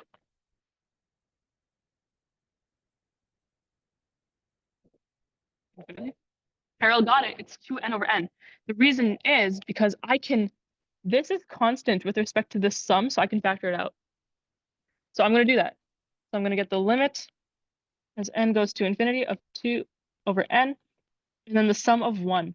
What's the sum of 1 from I equals 1 to n? N. So this is going to equal to n. Cancel these out. What do you get? The limit is going to be 2.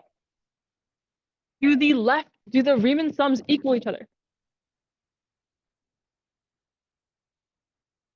No. 0 does not equal to 2. Therefore, done. Not Riemann integrable. We've shown a partition.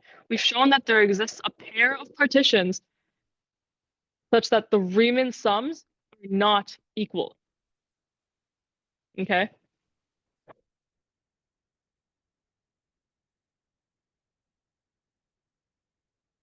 Okay. You guys should be masters of calculating Riemann integrals. Okay? The Riemann sum of when n goes to infinity.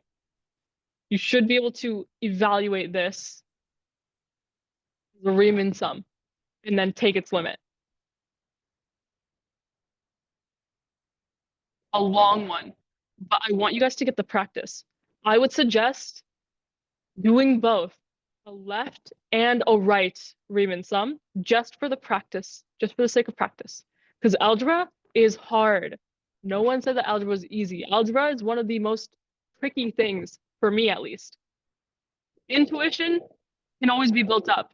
Sometimes algebra, you always mess it up. So I would suggest, for the sake of complexity and for the sake of being able to say you can do it, calculate the left Riemann sum and calculate the right Riemann sum and verify that they're equal when you take their limits. Okay?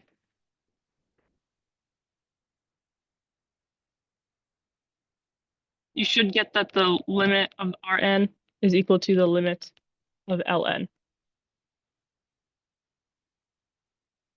Okay? How do you get the value of n? Remember, n is a limit we're taking. So n shouldn't be a choice. N is arbitrary. But we're saying no matter how small or no matter how many subintervals we take, we're gonna get a more exact area. If we would assume so, longer answers are like 10 points.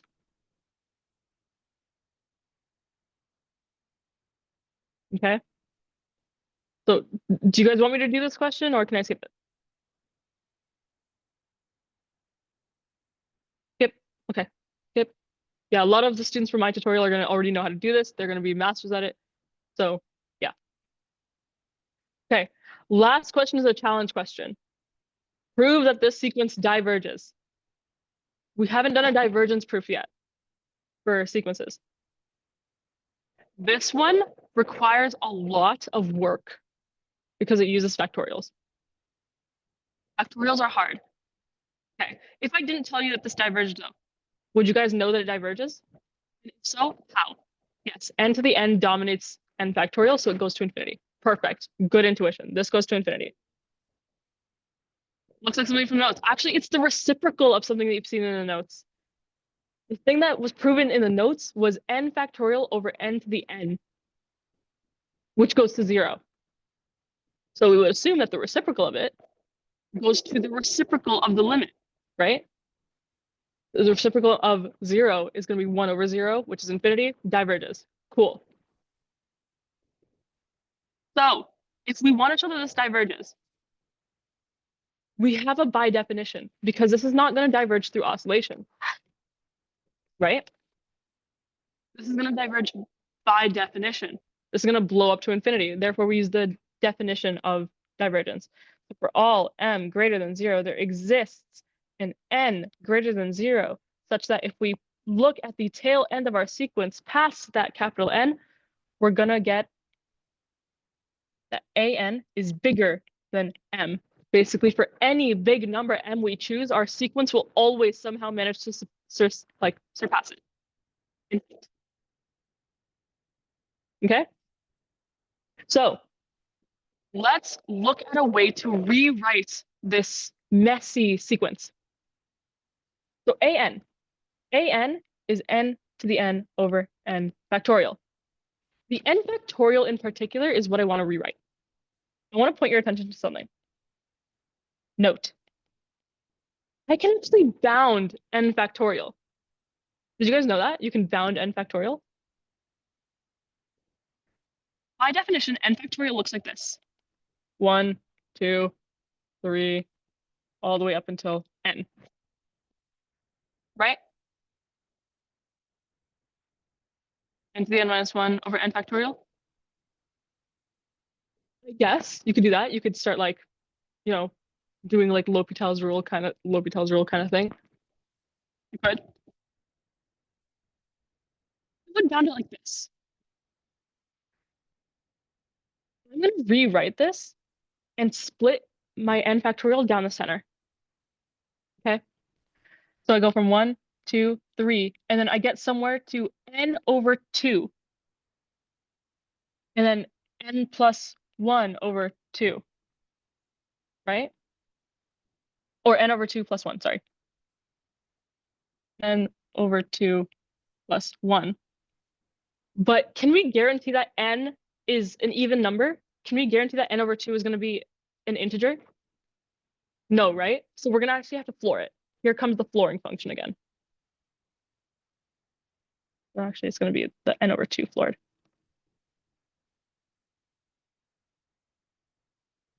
Okay, and then it goes to n. This is me cutting my factorial down the center. This is the midway point. Midway of the factors. Okay? Can we agree that the first half of these factors are going to be less than 1 over n over 2. All of these factors are less than n over 2, right? So can I change all of them? So to maximize this entire thing, can I change all of them to just be n over 2? Yes, I can. How would that work? It would be n over 2. Do we care if it's floored? No, right? And how many of them are there? How many terms did we change into n over 2? N over 2 of them. Perfect. Okay, perfect. What about the second half of the terms? What about, let me change this to a nice color. Purple, sure. The second half of the terms. What are they? Yes, they're bounded by n. How many of them? N over 2. Lovely. Okay, can this simplify in any way? Yes. How do we simplify this?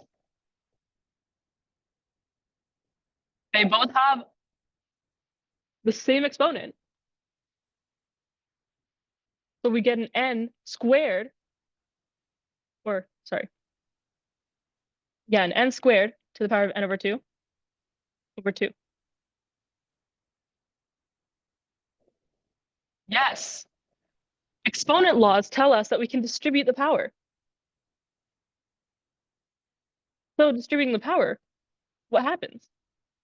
We get an n to the n over 2 to the n over 2. Lovely. Okay, where do we notice an n over n? Where did we see an n over n? an. an had n over n in it. But this is a way for me to bound my function from above, which means I can bound my function, my sequence, my original sequence from below using this, right? If I want to bound my function from below, again, you're trying to minimize something, which means that we need to either make the numerator smaller or we need to make the denominator bigger. So we're going to keep the numerator the same, but we're going to maximize the denominator. Is there something that bounds our denominator from above? Is there something that we know makes it bigger?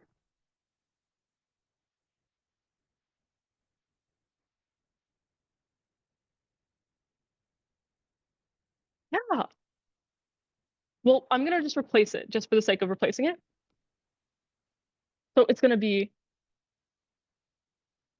n to the power of n over 2 to the n over 2. Right? Exactly. Basically re-indexing factorial. I'm just going to rewrite this to be nicer, so it's not a fraction over a fraction. The n factorial, or n to the n's, they cancel out. What are we left with? We're left with a 1 over 1 over 2 to the n over 2, which is the same thing as 2 to the n over 2. Isn't that so cool? We just bounded this function from below. So there is a choice of m that we can make, just not yet. We need to find an n first. Can't we just maximize n? How would you show that though? How would you show that holds? Maximizing n to the power of n minus 1. You have to show it though. The reason I was able to do this is because I showed it using algebra. You have to show your claim to use it, right? I wouldn't know how to go about showing that. Okay, now we just need to choose or find a way. We want to show that this is like greater than m, right? Because we're trying to minimize our entire thing. We want to say that this is still bigger than some choice of m. So do this. Suppose this holds. is bigger than m, and then solve for n. Okay, bye, Harel. You can solve for m here. Or sorry, n. You can find an n value. Or here, let's do this. It would just be using like log properties. You would make this your choice of n. Choice of n. What you're gonna get is 2 log m over log 2. This would be your choice of n. Okay? This is just through like arithmetic and algebra. So you would first take the log of both sides, then you're gonna like isolate for n to be on one side of the inequality. And you'd get that n is bigger than 2 log m over log 2. That's gonna be your choice of capital N. And then you would just proceed with the proof as follows.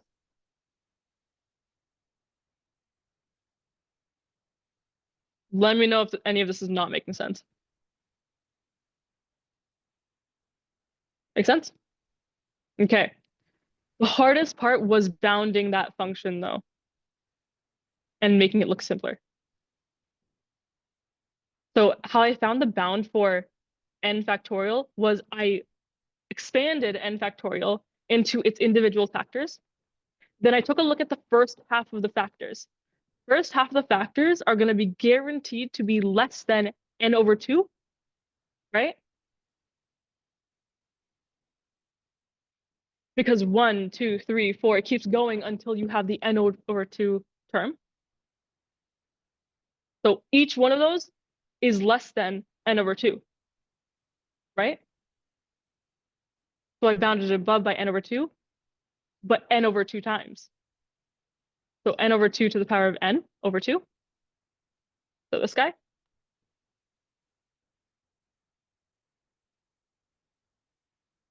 Does that make sense? Then I looked at the second half of the terms. The second half of the terms, I noticed that they were all going to be less than or equal to n, right? Because again, you get n over 2 divided n over 2 plus 1, that's still less than n. N over 2 plus 2 is still less than n. You'd keep going until n, right? You'd be getting bigger. You have n over 2 of those terms now because that's the second half of the factors. And then you can simplify it nicely. Okay, I'm glad it makes sense to me. Okay, this was a really hard question. But because Horia put the reciprocal of this in the notes, I would assume that this is fair game for the midterm. That's why I chose to include it. Okay.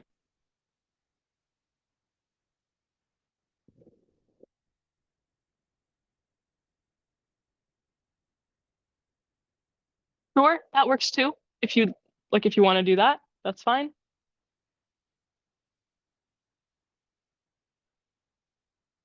Well, that choice of that wouldn't work as a bound because you'll notice that you're gonna get 1. Like you get 1 as like n to the power of n over n to the power of n. That would just equal to 1. So you're saying that your function is always greater than 1, but that doesn't necessarily mean that it blows up to infinity, right? So what's the choice of n we're choosing? This guy, what I put in red. Anthony, does it make sense why you can't choose n to the n, or choosing n to the n as a bound wouldn't really work? It's because when you plug in n to the n over n to the n, yeah, you'd get 1. Doesn't really help your case. You always want your denominator to be something smaller than your numerator so that you still have something to work with, something tangible. Okay. That was a long review seminar. There was a lot of math there.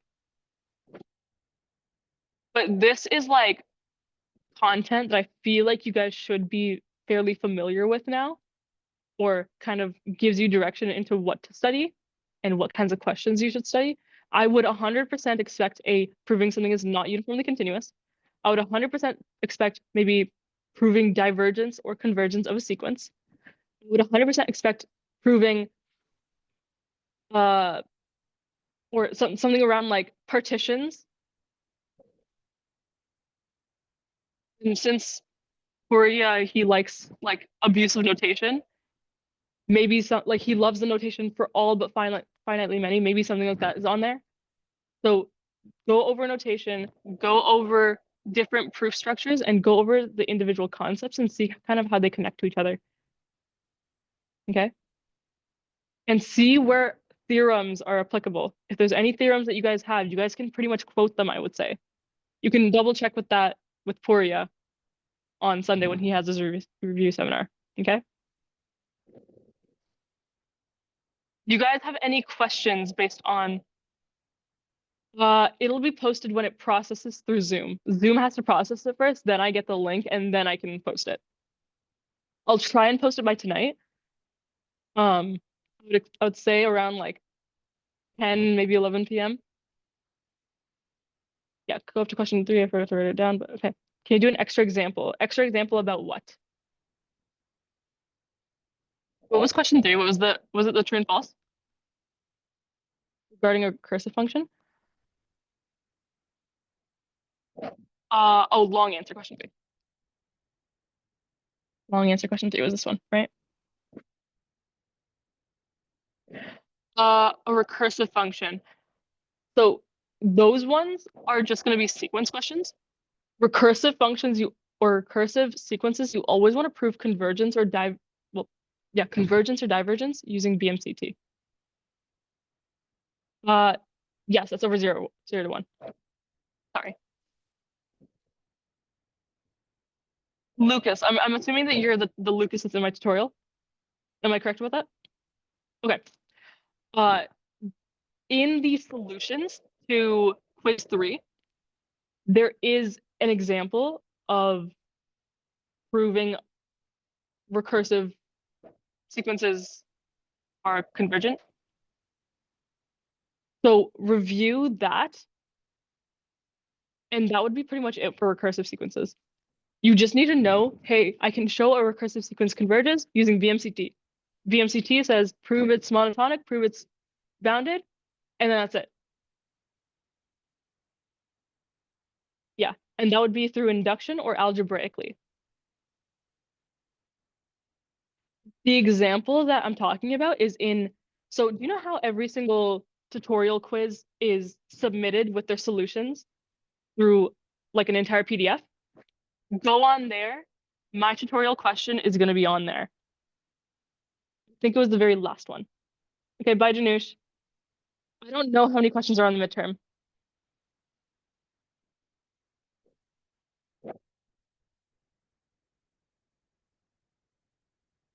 So the question that's on my quiz, the BMCT question, mine is an algebraic approach that says it's already bounded below by 6.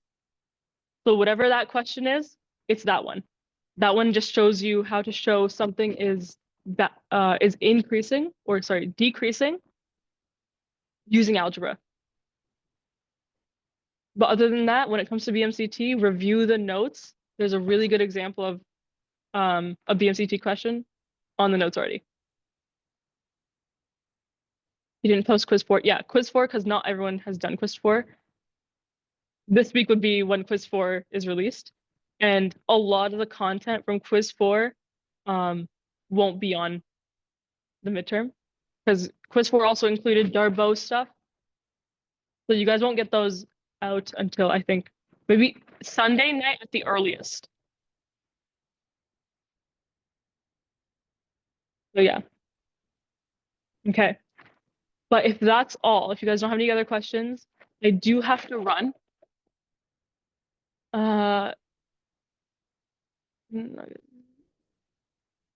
You do not get the approach to showing boundedness. The approach is perfectly laid out on the solutions to my quiz for tutorial 3, quiz 3. If you have any other questions about that, I do have office hours on Monday from 11 to I think 11 to 1. I will still be on campus for 1.